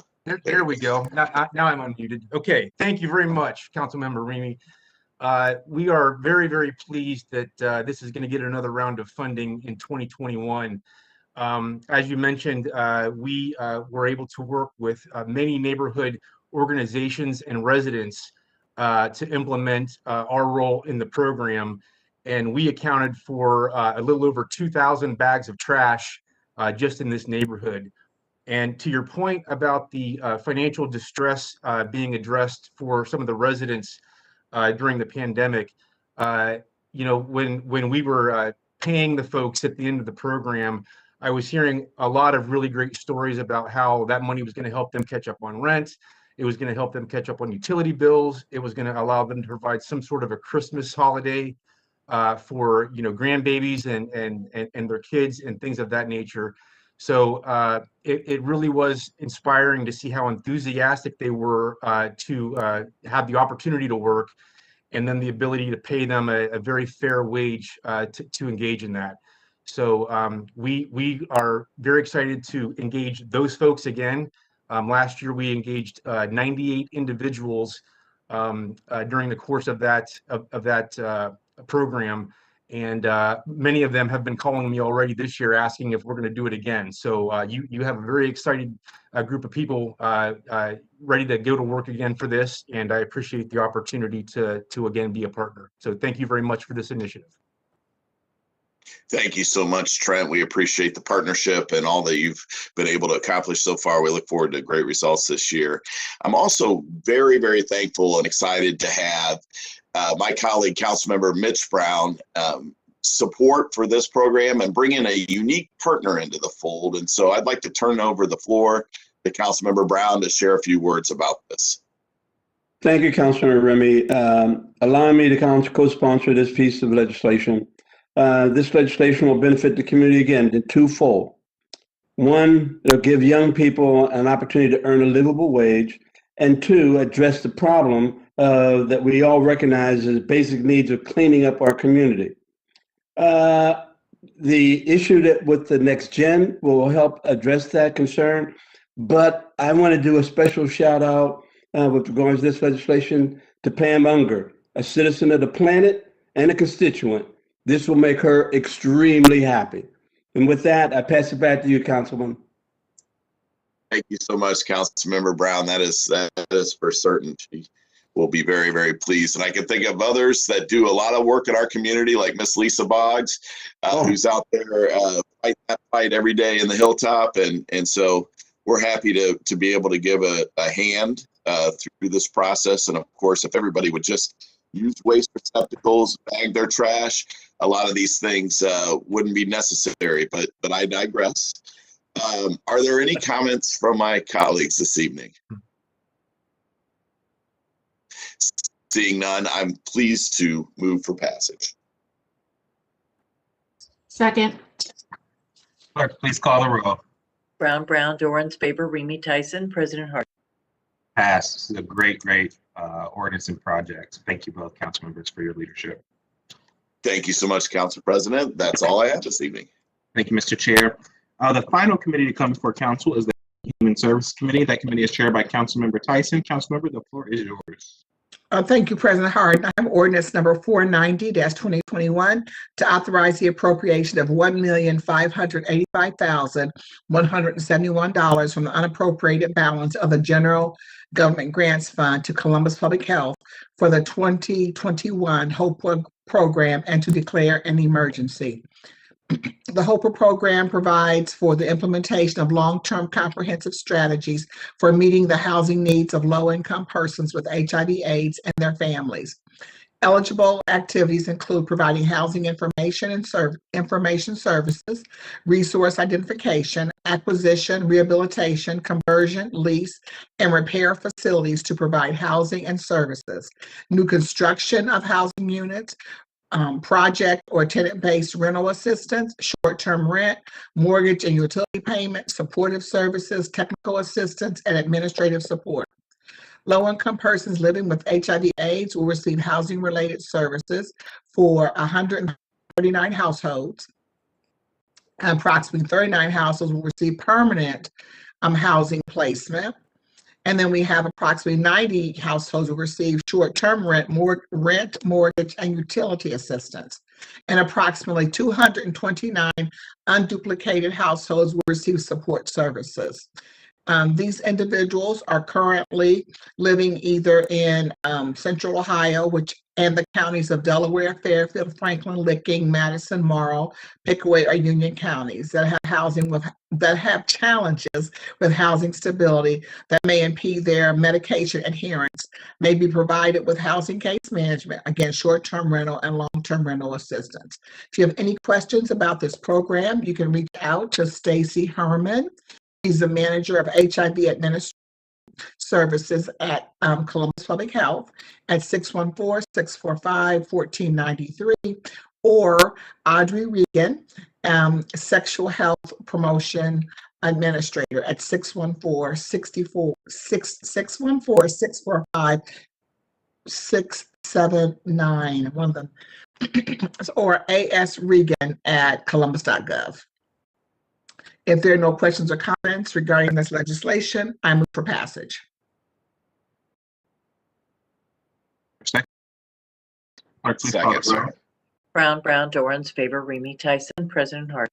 Yes. Thank you. And the last ordinance in Health and Human Services this evening is ordinance number 674-2021.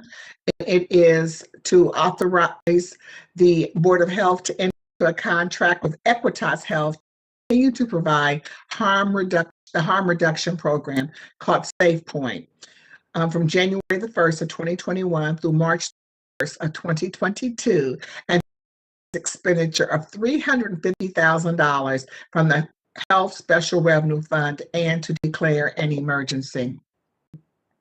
This harm reduction services provided by Equitas Health will allow clients who are at high risk of accidental overdose death to access a life-saving drug, naloxone, and to receive risk reduction counseling services, referrals to alcohol and drug treatment, and overdose prevention.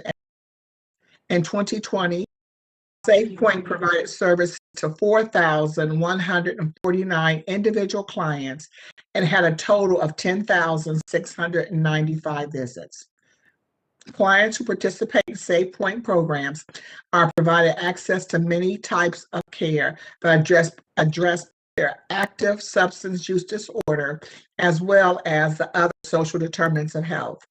Throughout 2020, SafePoint provided 487 referrals for alcohol and drug treatment, 270 teen linkages to medical care, provided overdose prevention education to 5,080 clients, and 195 referrals for behavioral or mental health services. For more information regarding this particular program, please contact Zach Holmes, the Harm Reduction Program Manager at zbholmes, HOLMES, at columbus.gov or 614-645-2750. If there are no questions or comments regarding this particular program or this ordinance, I would move for passage. Second. Clerk, please call the roll. Brown, Dorans, favor, Remy Tyson, President Harden. Pass. Thank you. That concludes our Health and Human Services this evening. Thank you, Madam Chair. Seeing no further business to come before council, may I have a motion to adjourn? So moved. So moved. Second. Clerk, please call the roll. Brown, Dorans, favor, Remy Tyson, President Harden. Council is adjourned. If you guys don't mind, I want to just get we have one non-agenda speaker.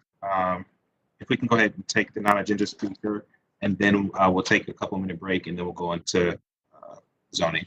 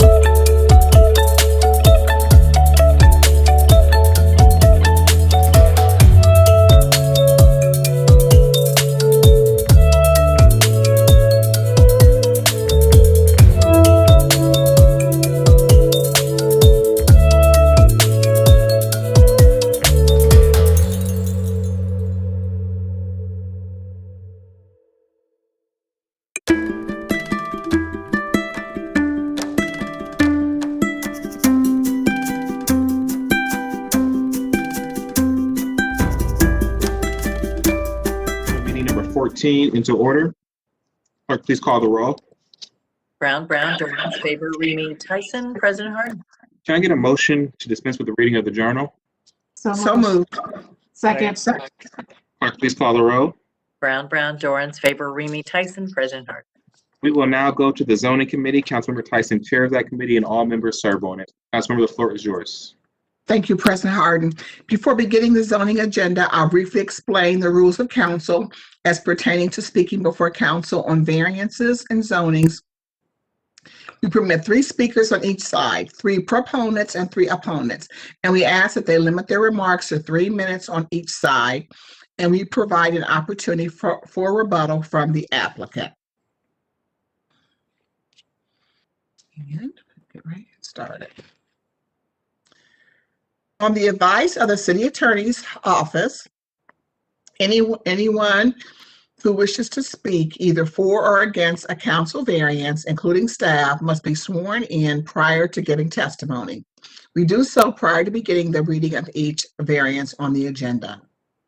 The first ordinance today is Ordinance 349-2021 to rezone 641 East Kossuth Street, being 0.88 acres located at the southwest corner of East Kossuth Street and South 17th Street, from the C4 Commercial District to the R2F Residential District.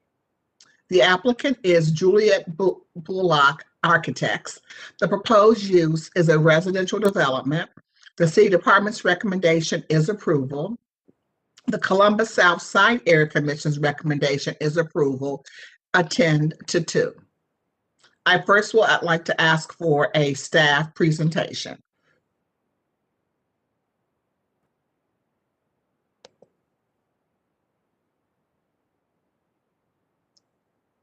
Ms. Pine, good evening, Ms. Pine. I don't think we can hear her.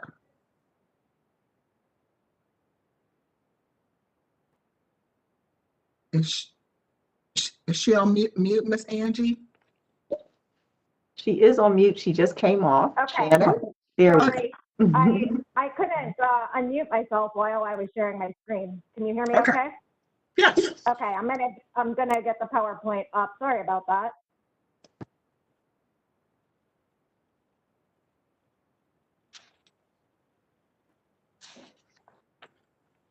Okay. Good evening, everyone. The site consists of one undeveloped parcel, previously developed with a commercial building. It's zoned in the C4 Commercial District. The requested R2F Residential District permits single unit and 2-unit residential development. The site is within the boundaries of the Near South Side Plan, which recommends medium density residential at 6 to 10 units per acre at this location. The site is also within an area that has early adoption of Columbus City-wide planning policies design guidelines. A concurrent council variance, Ordinance 0350-2021, has been submitted, which proposes 10 single-unit dwellings and detached garages on lots with reduced building lines, lot width, and area district requirements. Staff finds the requested rezoning consistent with the plan's residential recommendation and with established zoning and development patterns of the area. Therefore, staff's recommendation is for approval, and I would be more than happy to answer any questions. Thank you. Thank you, Ms. Pine. Are there any questions for Ms. Pine?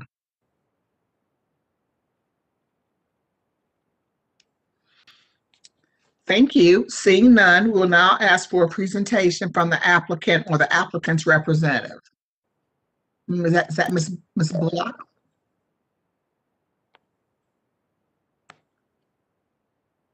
It is. Can everyone hear me? Yes, we can hear you. Thank you. Okay. So my client purchased this parcel in August of 2018. It's currently zoned C4, so he could do a commercial development. We had a lot of discussions, and his family grew up in this neighborhood. He has an affinity to Southern Orchards, and he asked, what would be the right thing to do. And we all agreed that the single family residential is the appropriate use for this property. It's completely surrounded by residential. The C4 use is an intensive commercial use, and we did not feel it was appropriate. So that's why we're asking for the revision to the R4. My client is planning on developing this property either way. If we don't get the change to R4, he will develop it as a C4 use. He has currently in contract with a partner to do the 10 residential units, and he does have some backup offers for the C4 use as well. There is a community garden on this property. When my client purchased the property in 2018, Mr. Duty, who I believe manages the garden, actually approached my client and said, you know, I guess you want me to get off the property now. My client told him, well, you know, I'm going to develop it at some point, and at which point you'll need to vacate the property, but you can stay on the property for now. As long as you maintain, you know, help maintain the property, you know, and mow, et cetera. I'll let you stay on it rent-free until such time where I'm going to develop the property. That maintenance did not happen. My client ended up having to take over the maintenance of the property. And in the fall of this year, you know, he did inform Mr. Duty that we were going to be developing the property. We were a little surprised at, I guess, the pushback from Mr. Duty, since he'd had almost 3 years. The understanding was to vacate the property.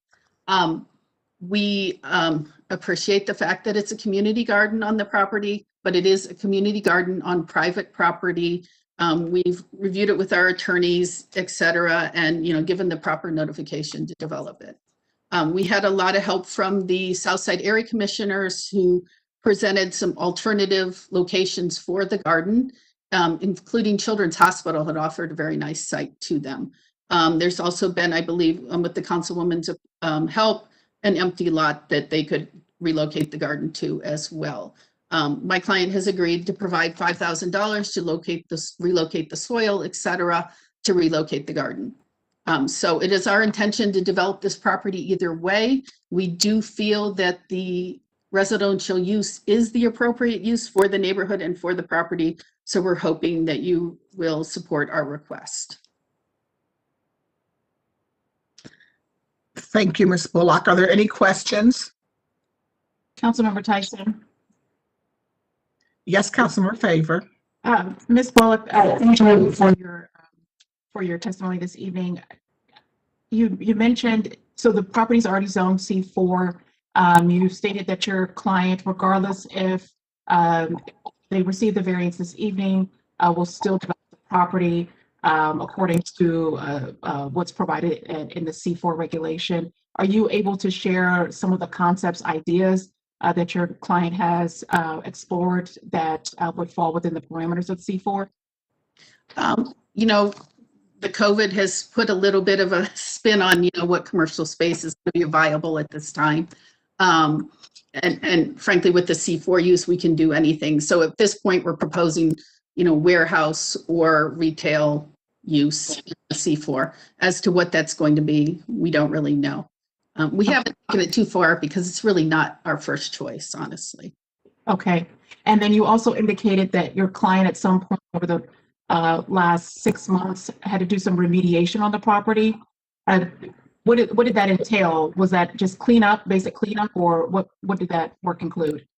It's been more than the last 6 months. Basically, the agreement was that he would mow and maintain the property. And after some months, that stopped happening, and so my client had to go ahead and do that himself.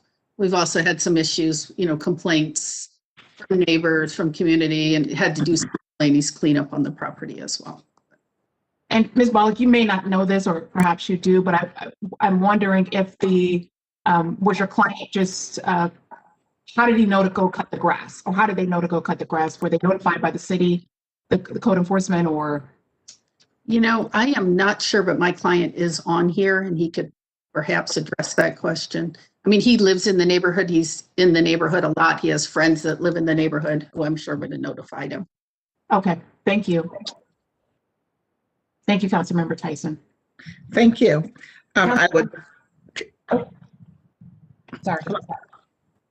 Can I, Councilmember Tyson, sorry, I just wanted to signal that I had a question too. So you can have and that's fine. And then we'll come back, because we're going to have to come back after the speakers to the to the representative, but that's fine. Yes, Councilman Brown.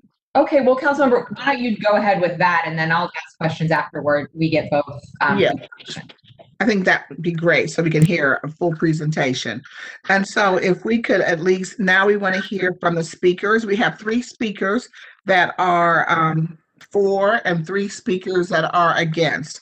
The first speaker that we'll hear from is Minister Aaron Hopkins. Yes, good evening, and thank you, Councilmember Tyson. Can everyone hear me? Yes, we can. Thank you.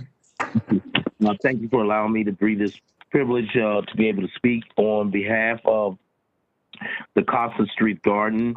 I am coming out against the variance. I'm a 30-year resident of the South Side that borders the Costa Street area in Southern Orchard. I do wear several hats. I am an area commissioner, but I'm not wearing that hat tonight. I'm also a civic president, but I'm not wearing that hat. I am also a faith leader in a congregation that serves on Costa Street.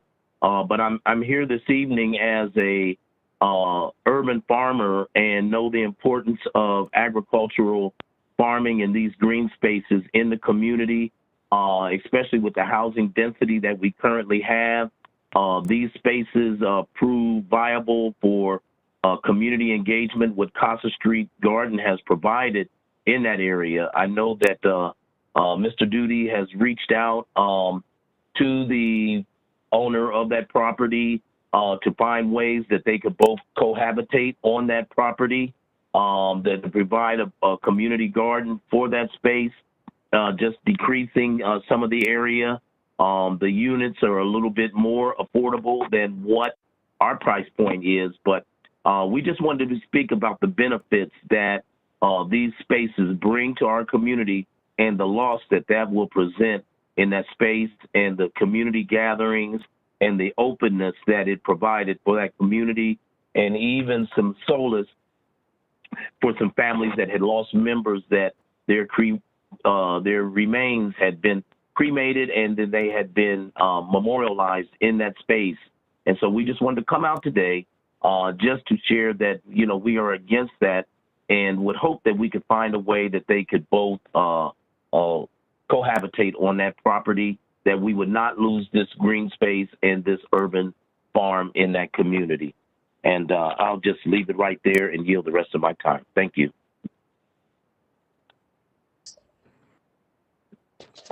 Thank you, Minister Hopkins, for your work in terms of working and being a partner in terms of in the community gardening arena. If there are any questions for Mr. Hopkins? Councilmember Tyson, I have a question for Mr. Hopkins. Yes. Mr. Hopkins, thank you for being here this evening. As we've heard from the testimony this evening, regardless if the application is passed this evening, this property will be developed. And given the housing crisis that Columbus faces right now, particularly the low housing stock on the south side, do you feel that this property, this land, would not benefit from the development of housing, or do you think a commercial warehouse would better suit the space where the garden currently resides? I thank you for that question. I definitely agree that we do need increased housing stock on the south side in our communities. And I believe that the developer of the land is speaking about doing 10 units. And I know that Mr. Duty had asked that if he could just, you know, realize he does not own the property, but the other gentleman does. If the builder could just maybe decrease by 2 units and still a lot of housing there in the 8 units, and it's a lot of profit to be made there. Not to say that profit is the motivating factor, but there is ways that was presented that we wish that, and saying that as a civic person, I wish they could have found a way to work it out where we could have had both win-wins, because even as we increase the housing stock in our area, when we lose these green spaces in these areas where residents can come out and they can have festival where they can interact with one another, you have fresh fruit and vegetable access there, a lot of benefits of music on that space. And the other space that was offered to him, there was no place to park, and there was not a lot of room for engagement in the activities and the festivals, much like what Casa Street Gardens had brought to the community for over 12 years. And so, yes, I would much rather see housing, but if it could be 8 houses instead of 10, I would hope that they could work something to come out and agree. And so I know that there was a lot of community resident voices that was not able to be heard because of the structure of their area, of their civic, the way it was structured in allowing community members to be able to vote and to say what they were in favor of in that site. And so I heard that there was way more against it in the Southern Orchard Civic Association, which I am not a member, but I do collaborate with them in community. Thank you. Thank you, Councilmember Tyson. Thank you, Councilman Favor. And Mr. Hopkins, I hope that you will certainly stay and listen. I'm trying to just kind of hear everyone's comments, because I want to certainly share that how this council has certainly been committed to community gardens, and we recognize that community gardens are a hub for neighborhoods. And I think as we go through this hearing, this particular ordinance and hearing testimony, we'll certainly share that the work that my office has certainly done in regards to the issue of the garden here. So thank you for providing us with your testimony this evening. The next person is Marion Lupo. I'm sorry, Councilmember. Marion Lupo is no longer listed as an attendee. All right, thank you. Then the next speaker is going to be, I think it's Miss Denny. Is it? I'm here. Miss Denny? Yes. Yes. Please state your name and who you represent, and you have 3 minutes. Hi, my name is Dianya Denny, and I represent the Casa Street Garden. And I am the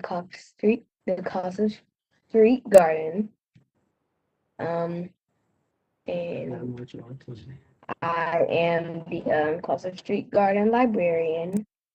And this is why I think the Casa Street Garden should not be taken over and become less than a field and a garden where all different types of people come together and celebrate in all types of different ways. During this pandemic, we have not had a lot of gatherings, but when we do, we all stay 6 feet apart with masks on. All of the kids that live in my neighborhood come to this garden, and we may not be all blood related, but we are all family. This garden is something very special also because when my grandma passed away in 2017, we sprinkled some of her ashes in the garden, and she was like my best friend. Growing up, we used to always come to this garden and plant and did a lot of events, and it is such an amazing calming place. This garden is also very well respected. So please don't take away this big part of our community and make it into brick and walls. And take away a neighborhood meeting place where our animals play while their owners meet and they get to know each other. I would also like to read a quote from Marcus Cicero. If you have a garden and a library, you have everything you need. Thank you. Thank you, Ms. Denny, for certainly coming and sharing your testimony. And I really do appreciate how you have been volunteering as a librarian for the garden. And so And again, I am a huge advocate of community gardens. And so since 2010, the City of Columbus has provided more than $382,000 in funding more than 180 different gardens throughout our city. And so I can share more about this. So I do truly understand the importance of having a garden in your community and appreciate your work that's there. And as we hopefully you will continue to hear also some of the other testimony that we'll have this evening. And as we just more testimony, but again, thank you very much for your service to the garden. I'm now going to ask the next speaker is Mr. Skip Weiler, who is speaking for this project. Hello. Hello, Mr. Hi. Weiler. Hi. Okay, thanks for allowing me to talk, and I'll be brief. I am. I'm sorry, can you please state your name and who you represent? You have 3 minutes. I didn't say who you represent. It's Skip Weiler. It's my nickname.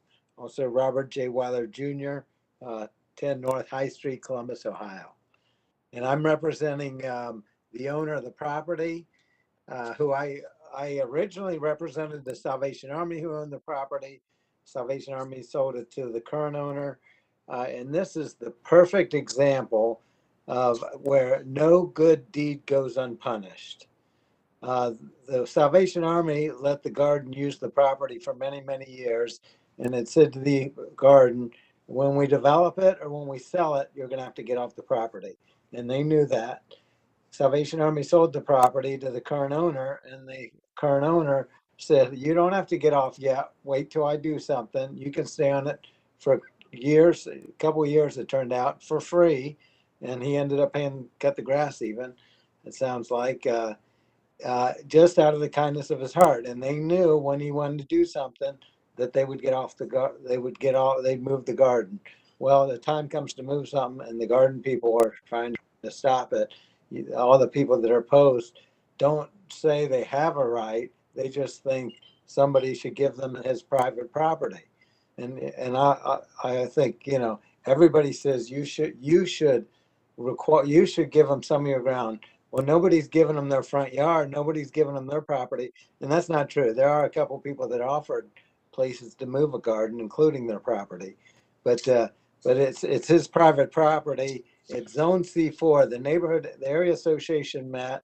The neighbors voted. They do not want the C4. They want this development. And so all the neighbors voted. The neighbors want it. Now there's still the garden group that's opposing it. And that's just because they want to keep a garden on private property. And really for no other reason. And they don't care about the C4 use, and it's C4 with no limitations. So you could do any kind of commercial there. And obviously the owner doesn't want to do that. He wants to build what the neighbors want.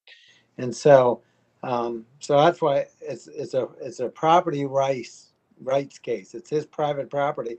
He should be allowed to do what he wants to do if it's the proper land use. And if you look at the land use, the C4 commercial probably isn't a proper land use inside the neighborhood, and this is, and that's why the neighborhood voted to approve it. And that's why I think that makes the most sense. So if you have any questions, please let me know. Thank you. Thank you, Mr. Weiler. Are there any questions for Mr. Weiler?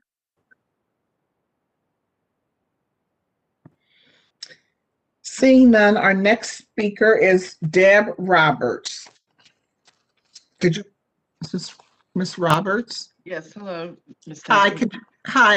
good evening. Could you please state your name and who you represent? Yes, my name is Deb Roberts, and I'm coming to you not only as a Southside resident, but also as a mutual friend between Michael Duty and Tracy Cohen. 3 years ago, the gardener, Michael Duty, found out that I knew the new property owner, Tracy Cohen, and Mike asked me to ask Tracy if he could stay on the property. I relayed to Mike that Tracy said that Mike could use the land if he kept up the property by mowing the field, and that he understood this was temporary as Tracy had plans for the land.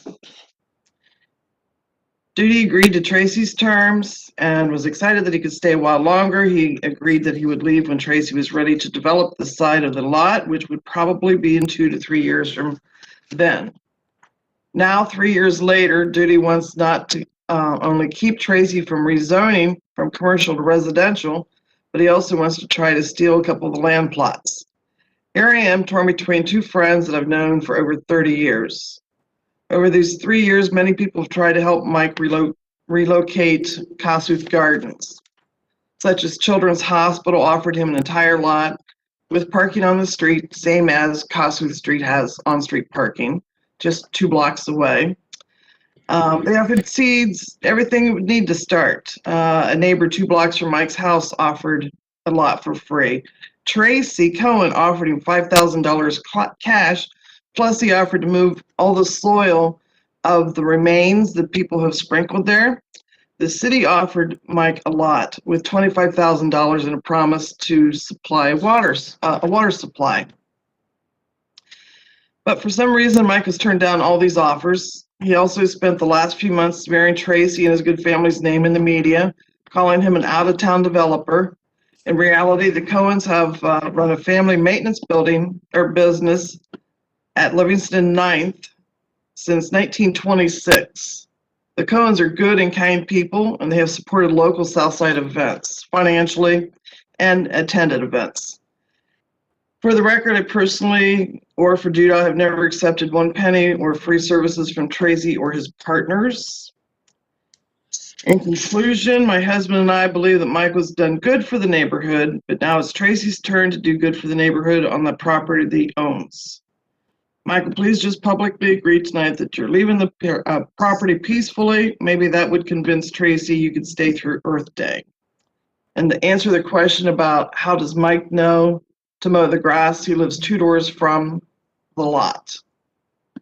I support Tracy Cohen's development. Thank you for your time. Thank you, Ms. Roberts. Thank you. Are there any questions for Ms. Roberts?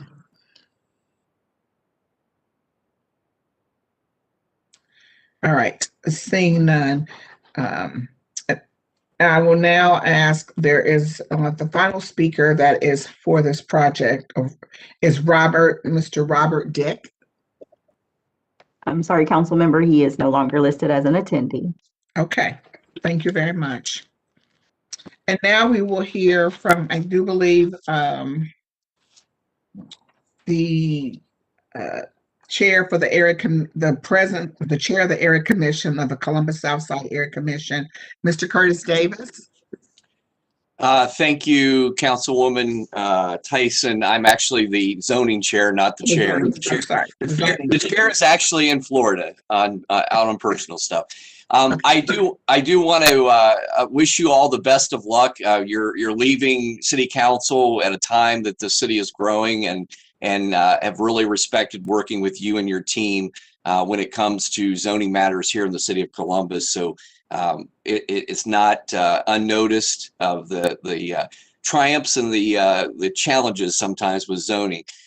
As you stated earlier, we did vote 10-2 on this project. We did have a couple members that were out. When this project came before us in the discussion, it came with the expansion of the lots into 10 housing units. With us having 50,000 unit shorts of housing, the commission looked at that matter versus not putting a commercial building inside of a residential neighborhood. So I think it was pretty clear. I did, in fact, once we knew that that was what was going to take place, I did engage Carla Fontaine from the Nationwide Children's Hospital and asked them if they had any lots that would be available to move this garden. And in fact, they did. They have a garden that is 2 blocks away from this garden with 16 raised beds. One was ADA. It had a gazebo and a shed that was offered. No deal had been transpired. I know that, and kind of disappointed that Mr. Duty had stated in multiple articles that I had convinced the commissioners that there was a deal that was done. There was no deal done. It was a recommendation or an offer by Nationwide Children's Hospital to engage Mr. down the street 2 blocks.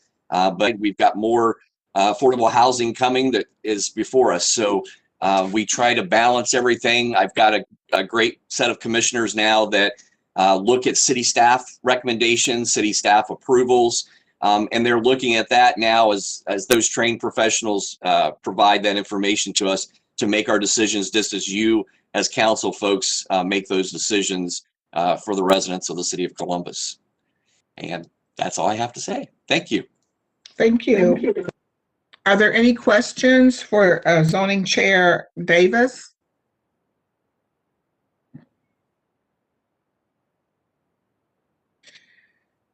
And I will now like to ask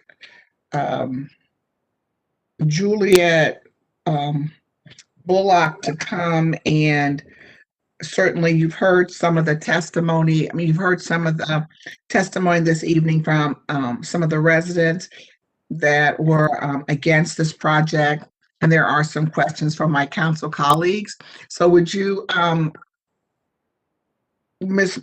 Bullock, can you come and address, respond to those, to the questions, the comments of our other speakers? Yes, you know, of course, it's unfortunate, but the real situation here is that, you know, this garden was established on a property that they did not own. It is not public property, and they knew there was a time limit as to how long they could stay on the property. We do not feel the garden has to go away. We just feel like, you know, relocating the garden to a property that, you know, they have right to, and that they can, you know, be there for a long time is the right approach for the garden. We thought the Children's Hospital location was just a wonderful location for the garden. We're not sure why that wasn't accepted. You know, it's private property, and my client wants to develop the property. He's not interested in parceling off a portion of the property. He is in a contract, you know, with someone to develop all 10 parcels. And it's also not been a great experience in the last few years for him in terms of the maintenance of the property, and especially the last 6 months. So, you know, we feel it best for everyone involved if the garden be relocated and we develop this into 10 single-family homes. We think that's the best approach for the property itself. And we think there are a lot of good solutions out there that have been presented to relocate the garden, and we're still hoping they'll take them up on one of those solutions. So I guess I'll just open it up to any questions the council might have for me. Yes, I'll ask my colleagues. I also like to just make a statement of some things that before my colleagues begin to ask questions. I just want to really share some comments regarding the work that has been done in regards to this particular this ordinance. And first I'll just share that generally when we have staff approval, the Development Commission approval, and then we also have the Area Commission approval, I think that those zonings move along pretty quickly through the council meetings because of all the approvals. What is happening here in terms of why we are hearing from all our speakers is because there is a community garden on this property. And certainly the outreach, the concern from residents because of the garden being there. But I just want to share some comments, and then my colleagues can certainly ask more questions. So how we got here today, again, concerning the proposed rezoning of this particular 641 East Casas. So the zoning chair is from our practice, again, to meet with all the interested parties when there's a community opposition. And again, their commission didn't oppose this, but the person that's on the property is opposing it. So I meet with the community opposition for rezoning or variances. And I also, the staff, take the initial meetings. These meetings really include a separate convening of the area commission or resident groups that certainly do resident groups, and the applicant. And so with that, the purpose of the meetings is to gather as much information about this, of any project, and understand the concerns of the community. And specifically for this particular project, there have been several meetings and phone conversations with the garden manager, Mr. Michael Duty, and the applicant. The staff has also discussed the project with other key stakeholders to get a better understanding of what commitments were made to the garden manager. On Wednesday, November 25th, my aide spoke with Mr. Dowdy for over an hour via the phone.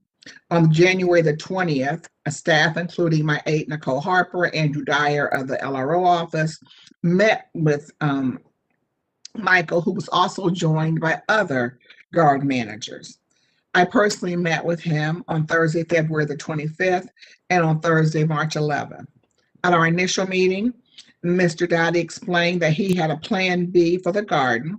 I also provided with him the address for alternative sites, including 866 and 72 East Kossuth, 586 East Markeson, which was a 10,000 square foot garden. The other one was about 5,200. And he said he would look at those properties.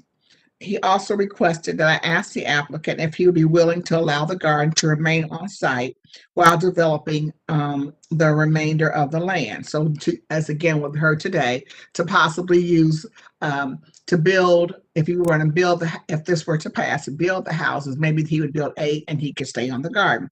On behalf of him, I asked that question. During my second meeting with him, Mr. Dowdy, he indicated he did not plan to move the garden. So prior to that second meeting, I wanted to make sure that there was a place that he could move the garden, that there would be $5,000 to help him to move the garden, as well as to move the soil to another location. During that meeting, he stated he did not plan to move the garden, that he was also looking at, as he was getting older, he did not want to start another garden, and his plan was to donate the items to other sites. So the meeting with the applicant on February 12th, we met with my team met with Ms. Bullock, the agent for the applicant. She was joined by Tracy Cohen, the owner of the property, and Skip Weiler. I personally met with the agent for the applicant, Ms. Bullock, on March 4th. This meeting was attended by Tracy Cohen and Skip Weiler and Don Pritchard. During this meeting, I asked the owner of the site if the garden could remain on a portion of the land. That was not, as you heard this not today, that was not their wish. I also was able to get the owner again to comply with the initial offer of the $5,000 to move the garden in the dirt. There have been other conversations because of just based on talking to Mr. Duty, that he stated that he had submitted he wanted to buy the property at one point and that he had submitted an offer. When we looked into that, we could not find that an offer was ever made on the property prior to it being sold to Mr. Cohen. He also stated that we also met with Curtis Davis because he had some issues and concerns about the vote, and we worked with him on that. We talked to Beth Kinney in the Department of Neighborhoods regarding this vote, that a person on a civic association could vote. If the civic association voted one way, may have voted no, but the person that represents that civic association, when they go to the Air Commission meeting, they could vote yes if they got additional information, that is not a binding vote for what happens from the civic association. We also spoke to Skip Weiler concerning his role as a realtor for the Salvation Army and offers on this site. Specifically, we asked again, was there an offer made by Mr. Dowdy? And I want to just say, because this other part, this was harder, because this is, again, a typical zoning wouldn't have anyone coming to speak. It's because there's a garden on this. And the garden, when the Salvation Army owned this property, allowed the community garden to be there. And then when they stated when it was going to be sold, then it would be that garden would either have to move or kind of work with the new owner. And again, the new owner purchased the property, again, from our conversations, was allowing the garden to stay there till they're going to develop. But the issue around community gardens, I don't want to miss this, that this community gardens are very important to me. I was the first person to fund community gardens in the city of Columbus. And again, I stated earlier, we have committed over $382,000 to community gardens. And in 2020, we collaborated now with Scotts Miracle-Gro and Franklin Park Conservatory. We're now joined together with Scotts Miracle-Gro, the city, and the county for gardens. In 2020, we were able to give gardens to 72 community gardens for the amount of, in total, $76,000. Scotts gave $32,000. In 2021, we're planning on providing $99,000 in almost $99,551 in grants for approximately $30,000 and $30,000 from Scotts Miracle-Gro to 70 additional gardens. And then again, we gave some alternatives, like as I mentioned, for the land bank properties, and then there's a property that was offered by Nationwide Children's Hospital. So if I think about this, the owner of the, of what's happened now, the owner of the site has already submitted a 30-day notice to the garden to vacate. Currently the owner's site, again, we've heard tonight about the C4 zoning designation and incorporate the commercial use without council's approval. So again, even if they decided we were not going to approve this rezoning, again, the garden would not be able to remain there based upon what this owner wants to do. And again, I have considered the importance of the garden and tried to provide alternatives for the garden's transition. But again, there was not from the garden manager a desire to move the garden at this time. And then lastly, as we keep having these conversations, it is really a personal property rights. And so based upon that, I cannot have any legitimate reason for allowing a residential rezoning on a site surrounded by, for allowing a residential rezoning on a site that's surrounded by homes. If that's what is for not allowing that to happen, that the current commercial zoning were utilized would be more invasive to the community and not the best use of land, which has been demonstrated by the Development Commission. And so I just want to share kind of all the work that's gone into having these conversations. And again, I think the world of, I understand the value of community gardens, but this is someone's private property. And so I'm now going to ask Ms. Bullock to answer. I don't have any questions. I think I've had lots of time to talk to you and others about this issue, but I think that my colleagues may have some additional questions, and I will open the floor for my colleagues to ask you any questions. Councilmember, I have one of Ms. Yes, Bullock. Councilmember Brown. Yes. Thank you, Councilmember Tyson. Ms. Bullock, did your client ever try to do a design that included keeping the community garden intact and developing the rest of the parcels? Did they cost that out? Did they give it a shot? Oh, you're muted. Yes. We looked at it briefly. Honestly, I mean, the garden occupies like 4 of the lots right now, so not really feasible. He's in contract with someone to develop 10 parcels, so he does have a contract to do that. And lastly, the relationship with the garden in the last couple of years and then in the last 6 months has not been great. There's been a misinformation campaign. There's been a lot of negative comments and things that are not accurate. And my client just does not feel that, it would be a good working relationship to have the garden on the site. And also, we just feel like there are a lot of really wonderful solutions. I mean, the garden's not going away. It would just be relocated to a site, long-term that would be their property rather than being on someone else's property. And we do feel that is the best solution for the garden. Okay. So thank you. I appreciate the insight. And essentially your client looked at how much space it took up and didn't think that there could be any drawings that provided both residential use and continued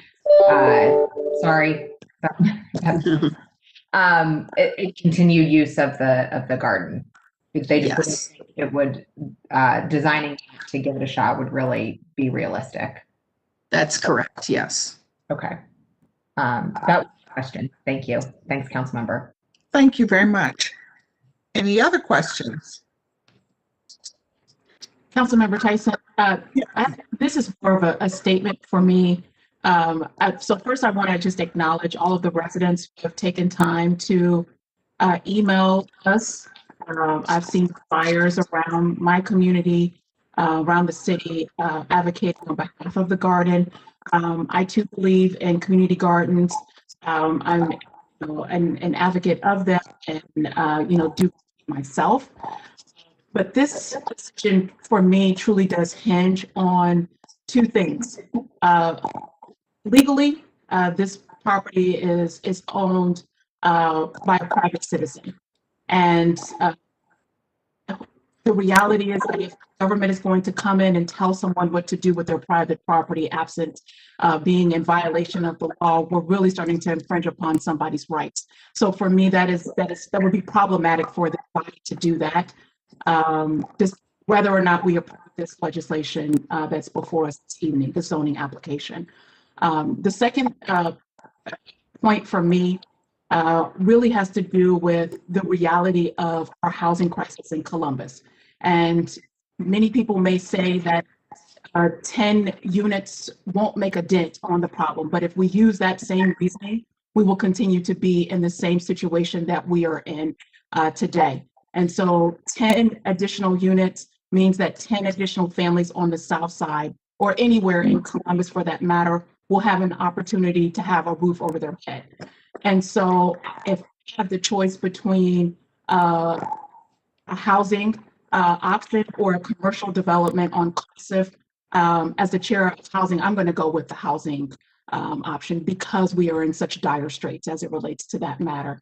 And then I want to also acknowledge the work of Councilmember Tyson and her office. To think that there were so many options that were presented to all of the folks that support the garden, cash, being one of them, living, using the garden rent-free, maintaining the garden. It appears that there were a lot of concessions that were made along the way, and then alternatives that were put on the table that were declined. And so I appreciate you going the extra mile to truly demonstrate our commitment to green space, but then also to one's right to their private property and the enjoyment of that. So thank you for that, Councilmember Tyson, and I thank everyone for presenting this evening. Thank you, Councilmember Favor. Are there any other comments? Councilmember Tyson, or Chair Tyson. Yes, President Harden. Thank you for bringing this piece of legislation. I know it has been a very involved and engaged process. Quickly about process, as a council member and as council president, as zonings go through their process, I actually tend to take a step back, knowing that there are several different steps before it gets to me or gets before me in my office. One of those important steps is obviously the area commission, and we use that as a check and a barometer to see what the community feels is the best use for this space. It's not always the 100%. I don't always have a 100% voting record to what an area commission may deem, but it's pretty close up there. It's pretty close up there. But it's an important barometer. It's something, the information that I use. And then there's another level, and that is the work of the chair of the zoning committee. Because I know, because there is so much back and forth that has to go into actually doing the heavy lifting of preparing a zoning legislation to bring before the other members of this committee. And so I kind of fall back until that work is able to be done. And I encourage folks to work through the chair to get that information done. This one actually was a little hard for me because I live in a neighborhood where when I walk my dog or I go biking, plastered just about anywhere that there is a wood that can be nailed to is a sign that says, tell City Council to save Casa Gardens. And so, again, those signs went up before I did the deep dive of, well, what's the story? As someone who loves gardening myself, as someone who knows that this council, how this council feels about community gardens, I was eager to be a yes to save Casa Gardens, if that to answer that question in the affirmative. Until I dug into this, and until I was briefed, until I talked to and heard and read the emails and realized the question is not, can council save Casa Gardens? We can't. Regardless of our vote tonight, Casa Gardens is not staying there.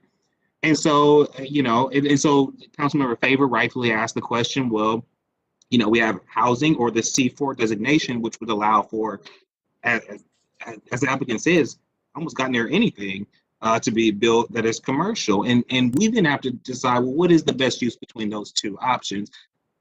Reminding everyone again that the community that votes where we get our information from voted in the affirmative for the housing.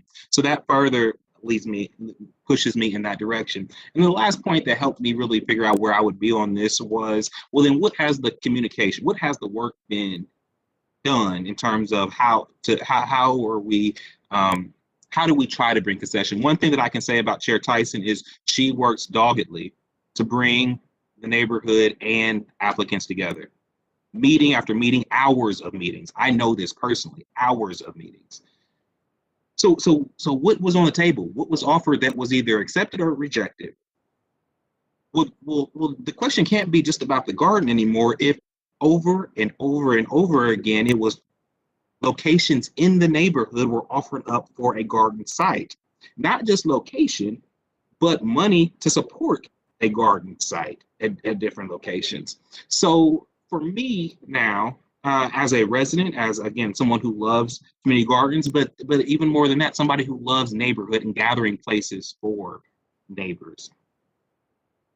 It had me wanting, it had me still in a place where I know how I have to where I need to be in terms of how we read zonings and how we work through this. I sincerely appreciate the outreach that we've received from residents. I believe it was been in good faith. I think that some folks and some leaders of this garden maybe have let rhetoric get out of hand a little bit, and that sometimes happens. But I think the spirit in which folks want to garden and want to gather is real. The one question that I would have, Chair Tyson, and this I guess would be for Ms. Bullock, is I heard that there was the $5,000 offer on the table to help support that. I know that some of the folks have worked with over the last several months have not made it easy for us to get here. But I think the spirit in which the other community members have advocated for a garden and gardening makes me, in my role to them in the community, have to ask, is that $5,000 still on the table to help support a community garden in the neighborhood, just not on this location? Yes, we can. Tyson, that it is still available. So yes. All right. Thank you so much. Thank you, Councilman Chair Tyson. Thank you, President Harden, and hopefully we would work that the other garden residents that are in that community who worked on Casa Garden maybe would be willing to take on the leadership role and be the garden manager, because we've heard from Mr. Duty that he was not willing to do that. So we'd have to figure out who would take up that mantle and try to keep it moving forward. So, Madam Chair, just not a point of order. I just have a question for you. And this is you're managing these ordinance. It's been brought to my attention that Mr. Duty is available. Now, he was speaking on the second companion piece. Yes.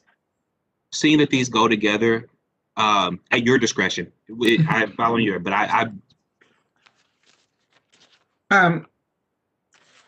Well, I would prefer that he speak on the one that he had. I mean, perfectly unless, fine. Perfectly mean, fine. No, I just wanted to make sure that was brought to your attention. It's been in our comments and stuff on Facebook. So well, they want him, well, well, you know what? I don't have a problem. If he wants to speak on this for 3 minutes, he can come to the floor and speak for 3 minutes. He is speaking against this, but we can make an exception for him to speak for 3 minutes on, I'm glad you were looking at social media to see who they were saying, but he could speak for 3 minutes on this topic. Thank you, Madam Chair.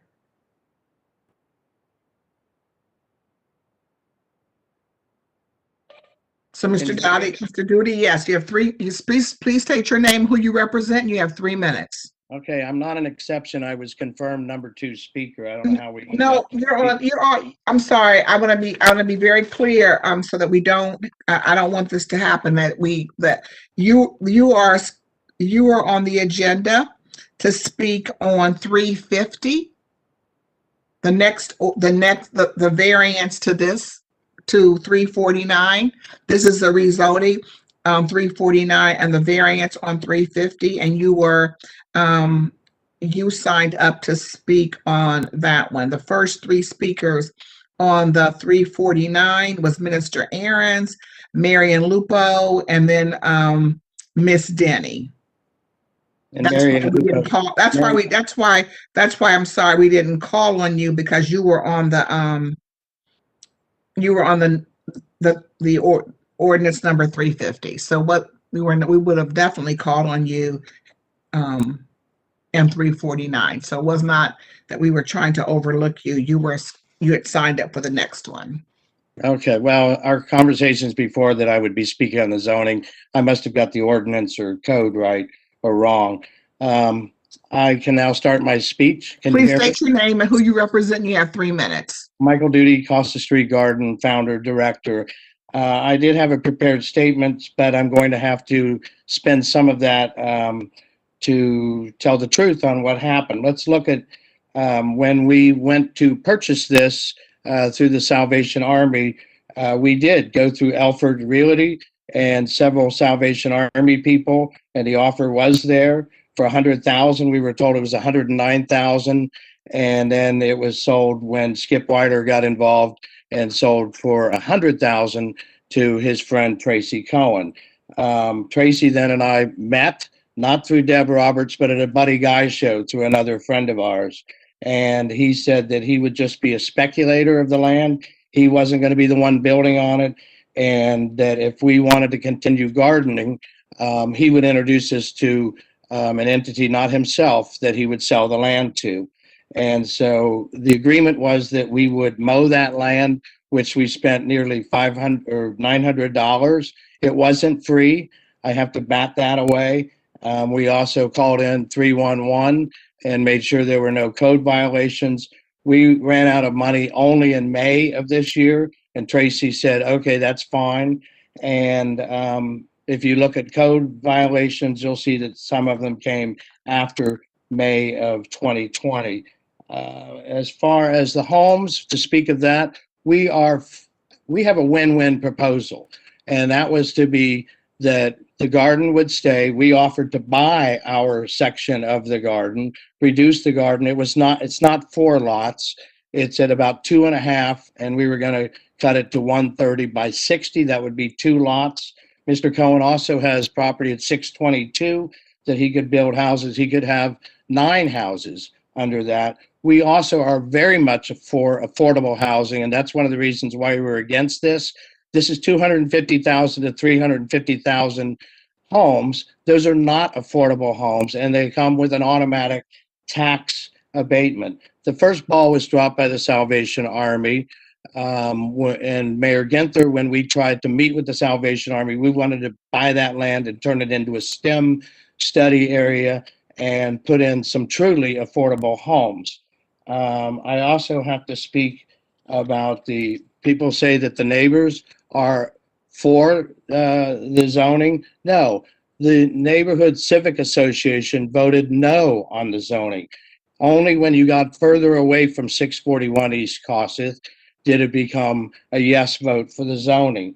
There's so many other things that I don't want to bog anybody down. We would like to at least get to the April 24th Earth Day, so that would be the garden's birthday, and we could actually, we're going to donate our garden to other gardens, not one specific site, but we were told by you, Priscilla Tyson, that it wouldn't be fair to the developer. Thank you. Thank you. Hello? Yes, we're here. Thank you. You're welcome. Thank you for the access, and thank you to all of the good-hearted people that have been involved in this, including Mike S. Brown, council members, Remy. I did tell, I had a conversation before about this with Council President Hardin and Liz Brown, and they were a bit horrified a few years ago at Barrack Rec Center when I told them the situation with the Salvation Army and Mayor Ginther. I don't want to take any more time. There's a lot more to this. I'm open to any discussion. Are there any questions for Mr. Duty? Well, Councilmember Tyson, Mr. Duty mentioned that the request has been made to allow them to remain until April 24th. Has that option been taken off the table, given the fact that there's not going to be any construction happening within the next 3 weeks? I think we have to ask that question. Let me just, to the developer who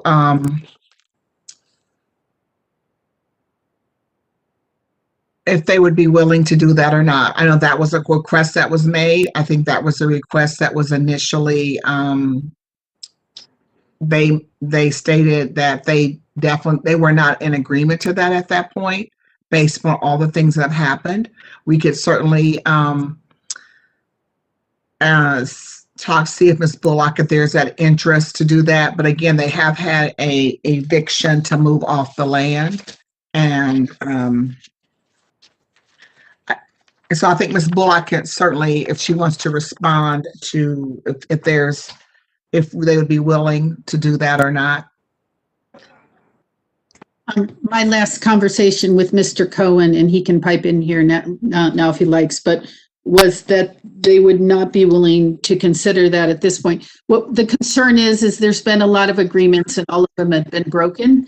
And so, we're just concerned as, how long does this process stretch out, and would they indeed, vacate the land at that point, since we've had so many issues to date. But I don't know, Tracy, if you want to, it's really up to the owner whether he wants to agree to that or not. So, Ms. Tyson, it's Tracy Cohen. Good evening, Mr. Cohen. How are you? I'm fine, thank you. Thank you. So we had sent Mr. Duty a letter regarding this. He was to respond back to our letter, and we have not heard from Mr. Duty. Basically, we had told Mr. Duty that if he would come to meeting and not be in opposition of this development, and that he would be willing to agree with what we want to do here today as far as our rezoning, that we would extend our invitation to him to do so. Mr. Duty has not been of good faith with us as far as keeping his word, and he also creating slanderous remarks towards us, myself, and others who have been involved in this. A lot of untrue things have been said to the media to help put a twist towards his agenda. So what I have here is a character issue, what I'm dealing with now. You feel like you can do business with somebody that you can't trust. This is where I'm at now. So I'm not sure how to answer that question because of his character issue. So I'd have to put some thought on it, and possibly maybe we'd have to talk to Mr. Duty at a later time regarding that. Madam Chair, President Harden. Again, thank you. And this is this does not take away from the hours again of negotiations that got us to this point. And certainly my vote tonight is not contingent on Mr. Cohen's answer. I think I made clear that how I have to vote. I'll just say this, that sometimes you have to look past the person in front of you yelling to the folks behind that who have valid concerns and care, and think about how we can, about those folks. I know that and I've heard the concerns around how your name has been used and talked about in the community. I know the work that has been done to get us to a amenable decision on this, and I know we have not gotten there. But I would, again, my vote's not contingent on this, but it would be my hope that you don't just focus on Mr. Duty and the work and him, but all those other folks who do have strong connections to that piece of land in that garden. And if April 24th is important to those other folks as well, being open to that would mean a lot to me. And I think would mean a lot to the community. And I think would just continue to speak volumes about how far you have come, because the truth is you're going to be a part of this neighborhood. Your homes are going to be a part of this neighborhood. I just, again, I appreciate you. You don't have to do this, obviously. And my vote's not contingent on it, but I would hope that you would consider allowing them to have that last event, and don't do it for Mr. Duty, but do it for all those other folks who are in the community and who love that garden. With that being said, I appreciate that. And that does bring a little bit of more insight to my decision of what you have to say there, because I do want to help the community as well. I do want to be a participant in this community.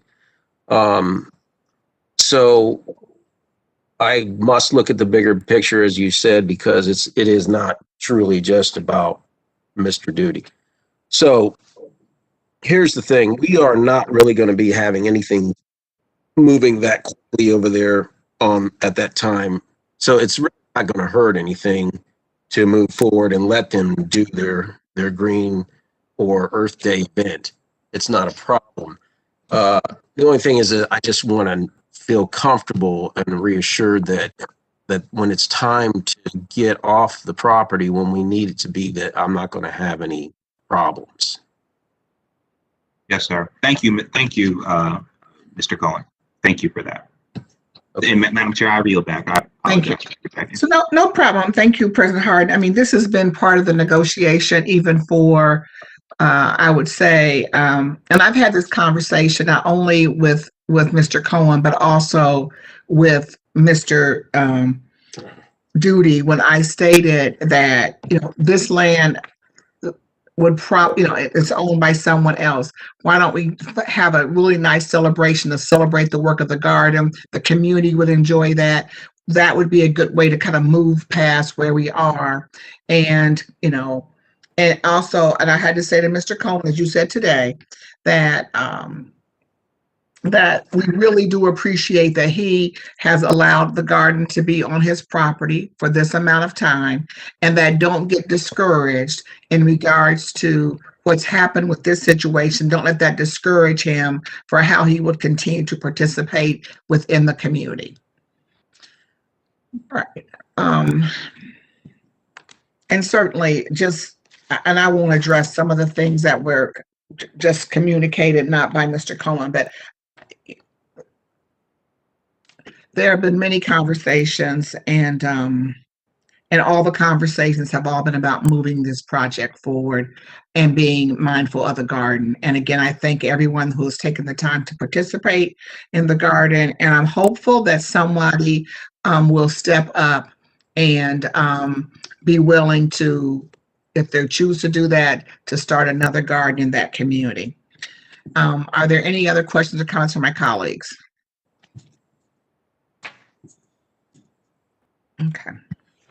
And seeing none, I am now going to move for I move for passage on this particular ordinance. Second. By voice.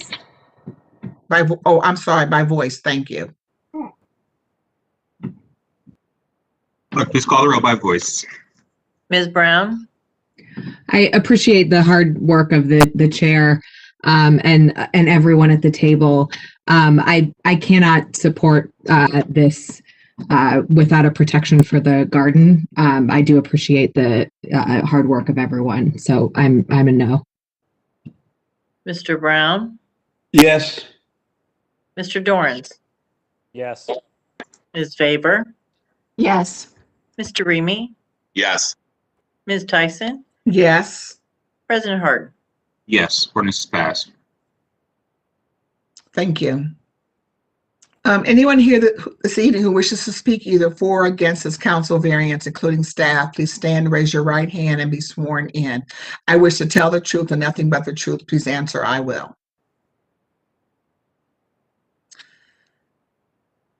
This is ordinance 350-2021 to grant a variance for the provisions of sections 3332.05A4, area district lot width requirements, 3332.14 R2F area district requirements, 3332.21 building lines of the Columbus City Codes located for property located at 641 East Casa Street to permit reduced development standards for single unit dwellings in the 2RF residential district. The applicant is Juliet Bullock Architects.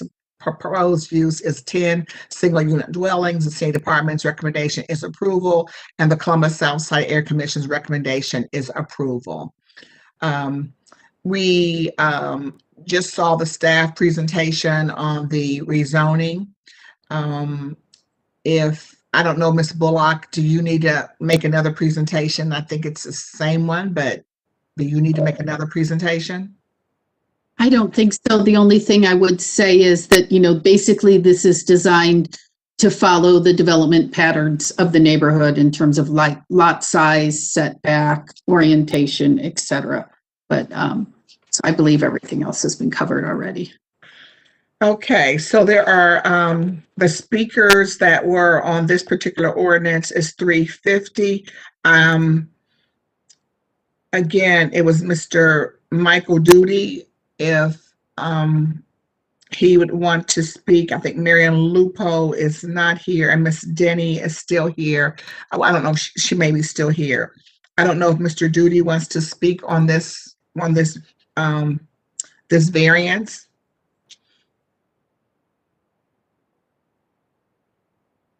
Hello? Yes, Mr. Okay. Duty. Yes, again, we wanted affordable housing in the garden, but that being said, we would like to speak a little bit about the setbacks. That the front lawns would be sequestered and the trees are sequestered in the back.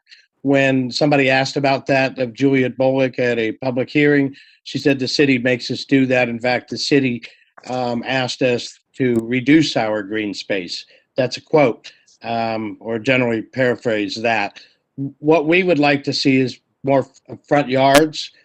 So that's where people engage. The American front porch has always been a good part of our history and certainly part of what's going on here on the south side. It's how people engage when there isn't a place such as a garden and a green space to have community engagement. I would also finally like to have a good neighbor agreement. That was brought up. But none has been forthcoming. I would work with the developer on that, and they could work with our Southern Orchards Civic Association on that and neighbors. And I would also like to know what has come of the environmental study. Curtis Davis said that it's been, study's been made, it's been clear. I believe he said that.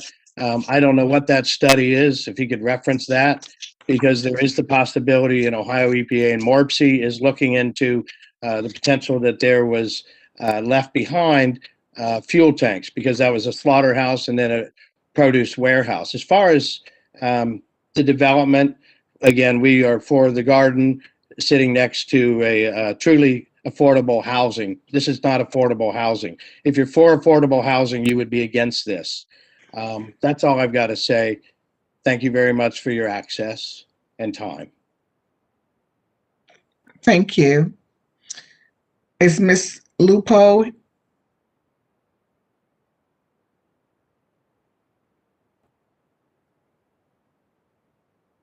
I'm sorry, council member, she is not listed as an attendee.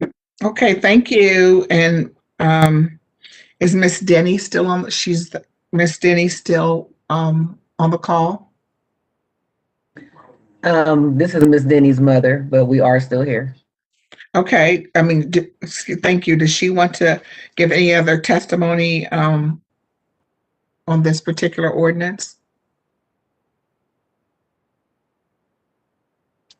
What else do you want to say about it? You don't have anything else to say? No. I guess not. All right, thank you. Again, we have Mr. Weiler. That's no, that's. I think that's it. They're on I think unless it's numbers wrong, this looks like the same speakers for 681. Right. Okay. I don't think there's any other speakers on this one. So Miss Bullock, do you want to address the comments that were just made by Mr. Duty, please? Yes, sure. When we develop these, we work with the Columbus Planning Department, and it's kind of their role to review what we designed and decide for the neighborhood. We have provided elevations and the site plan to the Columbus Planning Department, and they were very much in favor of the layout. This development does have front porches on every house, and the setbacks are similar to the setbacks of the houses on either side. And again, that's something that the city planning encourages, and I, as an architect, think is appropriate as well. So, you know, we want to enhance the streetscape by maintaining it and, you know, making it consistent with the rest of the neighborhood. So we feel like we have done that. I have entered into good neighbor agreements on many other projects where the contractor has, but that would be with the neighborhood commission and not individual neighbors. But certainly, you know, we could, you know, get a good neighbor agreements together that the commission could look at. And we do, we'll, you know, keep the community involved as the designs develop and kind of show them what we're doing. We think it's important. The whole environmental thing, Mr. Duty has brought this up before, and the site has been declared clean. There are no issues with that. In regard to affordable housing, I mean, clearly we want to develop houses that are compatible with the neighborhood and, you know, a price point, you know, that will sell. We do think that these are affordable. There are, you know, many other areas in this, both the Side Area Commission and Near East Area Commission, where people are building much more expensive, larger homes. You know, these are 2,000 square foot homes. We will make them as affordable as possible. I think everyone knows what's going on with construction costs, et cetera. So we do feel like the size and, you know, what we're hoping to do with it will be compatible with the neighborhood itself. I believe that was all the issues he had raised, so. Does somebody have a copy of the elevations that were submitted? I'd like to see them. Mm-hmm.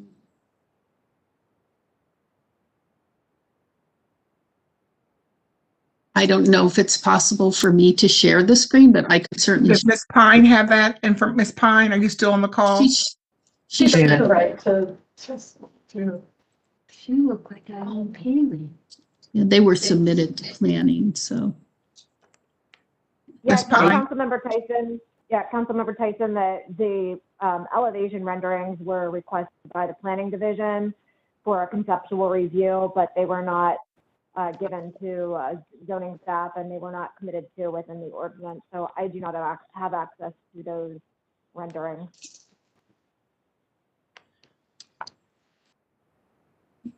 They were presented to the Southside Area Commission as well. Ms. Bullock, I've given you presenter rights if you would like to share your screen. Sure. Let me see how I. Okay, give me a second to find it. across the front there. Those are the front elevations that we're proposing. As you can see, they all have porches. The intention was that it looked traditional and fit in with the neighborhood, but not be cookie cutter. So we wanted to give a little bit a different flavor to each elevation. So there's a mixture of materials, a mixture of window types and different size porches, but they do all have, a front porch. We've actually got elevations of every house, all four sides, but I'm not sure. But this is the streetscape for East Kossuth.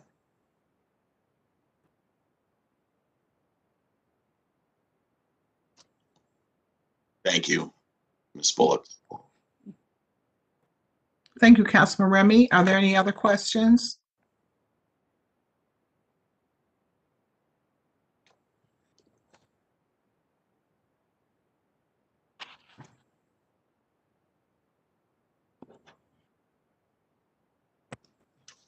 And this is to the clerk. I want to make sure that there were three speakers, the same three speakers that spoke on 349, Mr. Weiler, Ms. Roberts, and Mr. Dick. And it says for ordinance number 681, I want to just make sure that they are not, if that's the right number they're speaking on, or were they speaking on 350?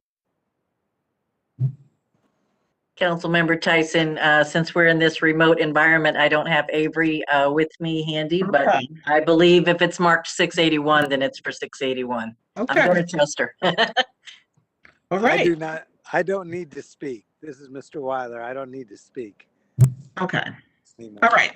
Thank you. Okay. Are there any questions from my colleagues?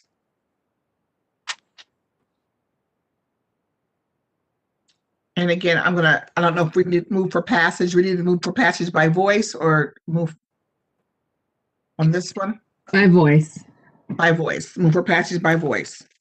Second. Clerk, please call the roll. Ms. Brown? No. Mr. Brown? Yes. Mr. Dorans? Yes. Ms. Faber? Yes. Mr. Remy? Yes. Ms. Tyson? Yes. President Hart? Yes. Passed. All right. All right. The next ordinance is ordinance number 680-2021. And that is anyone here this evening who wishes to speak either for or against this council variance, including staff, please stand, raise your right hand, and be sworn in. I wish to tell the truth and nothing but the truth. Please answer, I will. Again, this ordinance is to grant a variance for provisions of section 3332.035 R3 Residential District, 3312.49 minimum numbers of parking spaces required, 3332.13 R3 Area District requirements, 3332.18D basis of computing area, 3332.21 building lines, 3332.26F minimum side yard permitted, and 3332.27 rear yard of Columbus City codes for property located at 282 South Monroe Avenue to permit a 2-unit dwelling with reduced development standards in the R3 residential district. The applicant is 282 South Monroe LLC. The proposed use is a 2-unit dwelling. The City Department's recommendation is approval. The Near East Area Commission's recommendation is approval 11-1-0. If there are no questions or comments, I move for passage. Second. Clerk, please call the roll. Brown, Dorans, Faber, Remy, Tyson, President Harden. Yes. Thank you. The next ordinance is 681-2020 to grant a variance from the provisions of section 3332.037 R2F Residential District, 3332.05 Area District Lot Width Requirements, 3332.14 R2F Area District Requirements, 3332.18D 18D yard, 18D basis of computing area, 3332.19 fronting, 3332.25 maximum side yards required, 3332.26F minimum side yard permitted, 3332.27 rear yard, and 3332.28 side or rear yard obstruction of the Columbus City codes. The property is located at 798 Bruck Street to permit a 2-unit dwelling on a single unit on a single unit carriage house on the same lot with reduced development standards in the R2F residential district. The applicant is Juliet Bullock. The proposed use is a 2-unit dwelling with a carriage house. The city department's recommendation is approval, and the Columbus Southside Area Commission's recommendation is approval for 14-0. Before I move forward, Ms. Bullock, I just want to make sure, because I think there may have been some, I don't know if there's confusion or not, but certainly Skip Weiler and the other 2 speakers that spoke on CASA, their names are to speak for this ordinance. Are they your clients on this ordinance? No, they're not. That was an error. Thank you. All right. And so I would now, if there are no questions or comments, I move for passage. Second. Clerk, please call the roll. Brown, Dorans, favor, Remy Tyson, President Harden. Pass. Thank you. The next ordinance is ordinance number, ordinance number, my computer too fast. Sorry.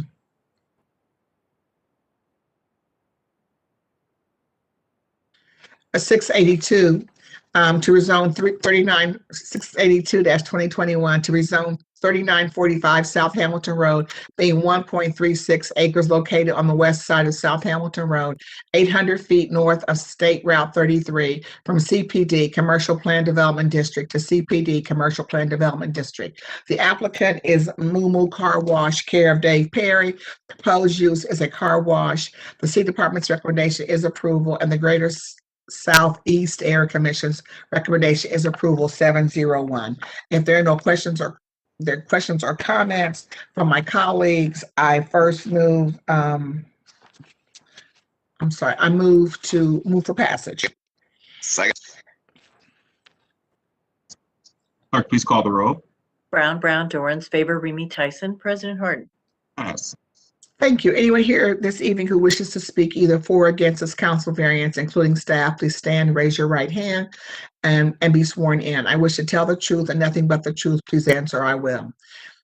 This is ordinance 698-2021 to grant a variance for the provisions of sections 3332.037 R2F residential district, 3312.49 minimum numbers of parking spaces required, 3332.14 R2F area district requirements, 3332.25B maximum side yards required, 3332.26 minimum side yards permitted, and 3332.27 rear yard of the Columbus City Code for property located at 1005 East Long Street to permit a 4-unit dwelling with reduced development standards in the R2F residential district. The applicant is Stephen D. Bryant, care of Melville Williams Graw. The proposed use is a 4-unit building. The city department's recommendation is approval, and the Near East Area Commission's recommendation is approval 1101. If there are no questions or comments from my colleagues, I move for passage. Second. Clerk, please call the roll. Brown, Dorans, favor, Remy Tyson, President Harden. Passed. Thank you. The next ordinance is anyone here this evening who wishes to speak either for or against this council variance, including staff, please stand and raise your right hand and be sworn in. I wish to tell the truth and nothing but the truth. Please answer, I will.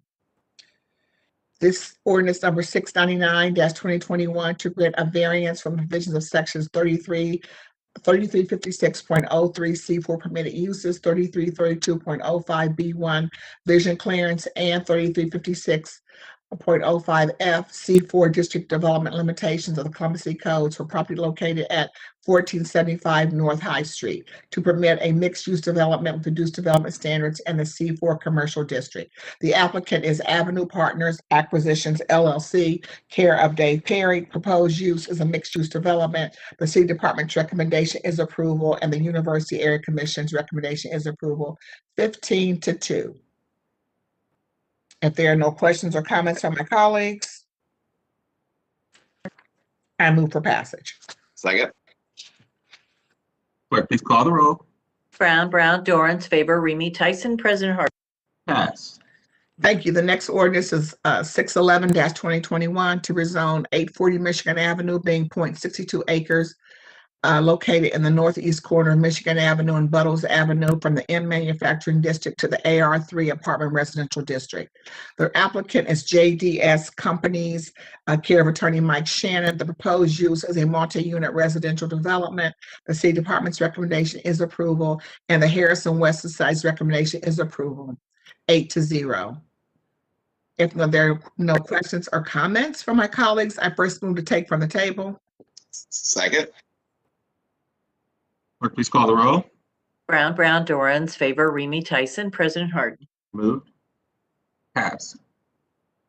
Thank you. Anyone here this evening who wishes to speak either for or against this council variance, including staff, please stand, raise your right hand, and be sworn in.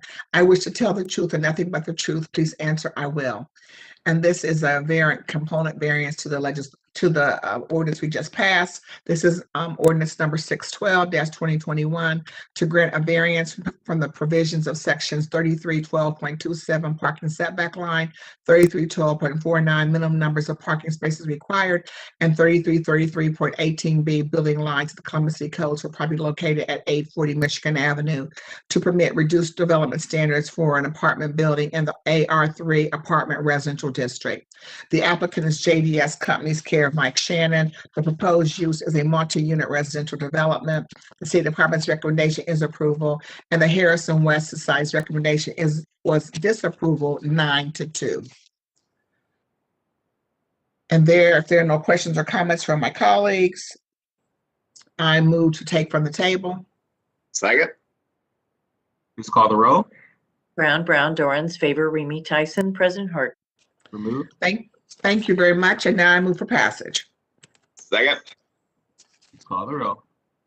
Brown, Dorans, favor, Remy Tyson, President Harden. Pass. Thank you. And that concludes the Thank zoning you. agenda this evening. Thank you. Thank you, Madam Chair. Seeing no further business come before the zoning committee, is there a motion to adjourn? So moved. Second. Clerk, please call the roll. Brown, Dorans, favor, Remy Tyson, President Harden. Have a good evening and happy Easter, everyone. Yes. Thank you.